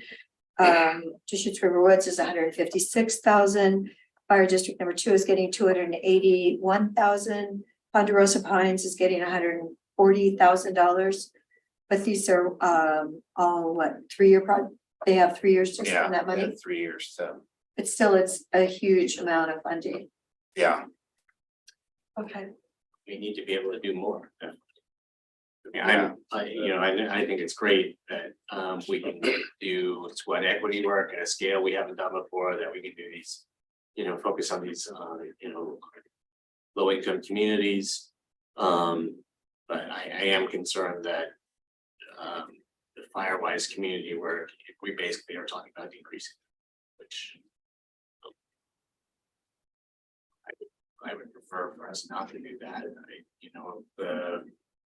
It's, you know, part of the reason we are so successful at getting external state or federal funding is because we have all these Firewise communities, because we're doing all this work. And if we, you know, basically if we're sliding backwards on any of those fronts, I think it impacts our future ability to leverage more funds. I'm also concerned, Kevin was saying that these discretionary dollars are what are part of what is used as both leverage or match to secure state or federal monies. So, I still think we should be doing more than the 45,000 that we identified here. Do you know where some COIC is going to go with their 250,000? See, is that Central Oregon Irrigation? No, this is COIC. The council got 250,000. No, I'm not sure. Okay, I'm happy with the 45. It's almost $2 million in this grant for Central Oregon. Yeah. I mean, we're gonna try and get really creative using the Firewise funding and the sweat equity funding in combination, during spring and fall events. Because that's, where we can really kind of collectively garner those resources. Where we can, because a lot of people will try and rent dumpsters or something. So that's where maybe we can offset those costs with the sweat equity funding. Because the real work and the real expensive work is probably tree removal. I would say that's probably the thing that's not really getting done. There's probably minimal brush removal, minimal tree limbing and things like that, but tree removal, especially dead or dying diseased trees, that's where it gets really expensive. That's probably the part where we're just not getting over the edge of trying to fund those projects. What was our fire-free tonnage? Did you get that number yet? I think it was 39 this year. That's what you said at the meeting the other day, but I didn't think that was the final number. I'd have to check, but I believe it was 30. I think the highest we've had was, I think 50. He needs to know the final number. Yeah. Well, no, it was 39 that day and I was Yeah. thinking like, I know we were way above that. When we had COVID, remember, that was an outing. So people went to the transfer stations because it was somewhere you could go. Well, so yeah, let's always think of an opportunity to spin up Project Wildfire and Fire and Free, the whole thing. My point is, let's in the spring and the fall, use me for it. Let's all have some good fun. Let's all work together, challenge the neighborhoods or whatever we need to do. So any exciting challenge or goal setting. It's what we do. We've been doing it for 25 years, whatever, since Project Wildfire got started. It's a little competition, friendly competition among neighborhoods and neighbors and all that. Yeah, so Commissioner Adair, to your point, it looks like total cubic yards were 44,578. There we go. That's better. That's way better. And then Commissioner DeBonne, yes, it would be great to work with you, I think, on this grant in particular, because we are looking at South County to do a lot of the funding, and there's gonna be a lot of funding there. So But as I say, every little spark of activity, not spark of a fire activity, hey, why did they get that? And then people ask, and then they want to do it too. yeah. Yeah, and every acre that's treated reduces the risk of losing homes, losing lives. And we should welcome this Bill 762 funding, but it doesn't mean that we should be doing less of anything. Doing less Firewise communities work, I don't think is a good idea. We have seen how secure rural schools, Title III funding declined over time, and it's getting more and more iffy in terms of the reliability of those dollars. It is welcome to see the state coming through with new resources, but that could ultimately just be a wash. Lose the federal money, get some state money, and we need to continue a base level of county commitment to make this work happen, make it happen at the scales we need it to, so that we experience less catastrophic losses when the fire comes. I'm just gonna say again, I think we should be dialing this number from 45,000 back up to 70. So this funding that's for 3 years, can they actually spend all the money the first year? Or are they required to appropriate a third? We do have a kickoff meeting July 11th, which will probably get into details like that. We wrote it as that was the amount allocated for each year, and then you would do progress reports. So I would assume that if there's a variation from your application to how you're spending it, it might have to be in those progress reports. But Okay. I don't have the answer for you right now. Well, as I said, I support leaving it here right now, but let's make sure that people know about it, and people do. Just look for the opportunities. I'll be down at Frontier Days. Maybe I'll grab some brochures and handle miles that I'm walking around. But the fairground, the county fair, all that stuff. Yeah. And I sent you that email from Guy. About the land clearing guy, whatever. I think he's just got the equipment, wants to get hired, so. Yeah. And I explained the list to him, certified contractor. So Oh, yeah, qualified. Yeah. Yeah. Okay. Yeah, I can add it. Okay, so it wasn't cut, but wasn't added to either at this point in time. Yeah. I was cut from last year. It wasn't changed from this year's allocations. Thanks for correcting. Okay, so, and then, are we all set with that? Yeah. Do you want to discuss? Yeah, so the discretionary grants, I had a fund, some dollars left in discretionary grants, so Stephanie asked me, is there anybody you'd like to work with? And I proposed let's see here, forest. Sorry. Public land stewards, discover your forest. Yeah, public land steward, but yeah, discover the forest behind it, so $1,500 in support of public land stewards. And then also the Pine Rodeo, so they used to always come in and ask for money. And I think they got a little disjoint during COVID, and I was like, well, aren't you gonna ask for money? Well, we're not organized enough, so that was the other thought, is $1,500, $1,500 discretionary grants from the funds that I had left over for those two. So I just wanted you both to hear about that. That's great because I had no money left. My balance was zero. Well, and remember, a couple months ago, I brought in our coordinated homeless response leader, and I said, what can we do? If I'd save money, how can we do something? And it just all went sideways. I was trying to do something strategic. Yeah, a few $1,000 will do good in the places you just identified, but for the coordinated homeless response office, I think we're talking different scale of money. Great, well. Thank you very much. Okay. Good, thank you. You got something? Other items? Yep. Yep. Make See, it quick. help's coming. Yeah, please. Yeah, there's a wolf meeting tonight. There is. There is. What time? 6:06. Yeah. Good afternoon, Jen Patterson, Strategic Initiatives Manager, here because we have two openings on a cannabis advisory panel. We had Kyle Gorman, who was representative of our water master who has retired. And then we had one of our members who represented a retail license owner move out of state. So we had two positions open up. A new water master has been appointed, Jeremy Griffin. So staff recommendation is that we potentially nominate Jeremy Griffin to fill that position. And then I believe in the past, so we wanted to have a rural retail marijuana license holder. And we do have one, Matt Hurd with Cannabis Nation Incorporated. He's a COO that's located outside of Sun River. And he is interested in filling that position and the board so recommends.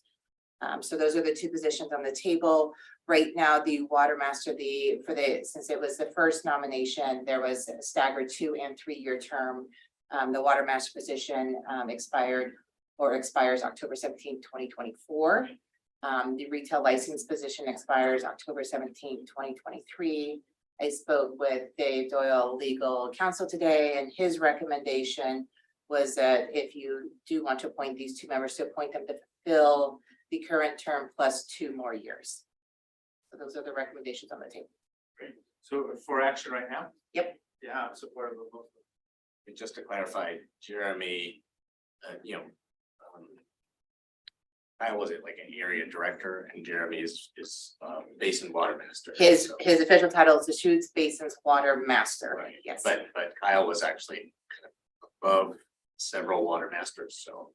So I did check in It's with not- Jeremy's boss, and he said Jeremy was the appropriate person to fill those shoes, but okay. I think, frankly, I think. We're not. Water is such a peripheral piece of this discussion that even taking up Jeremy's time, I feel bad about. Delegating it down, I think is fine. I just wanted everybody to understand that, like, Jeremy is not the equivalent of a Kyle Gordon. Any thoughts, Commissioner?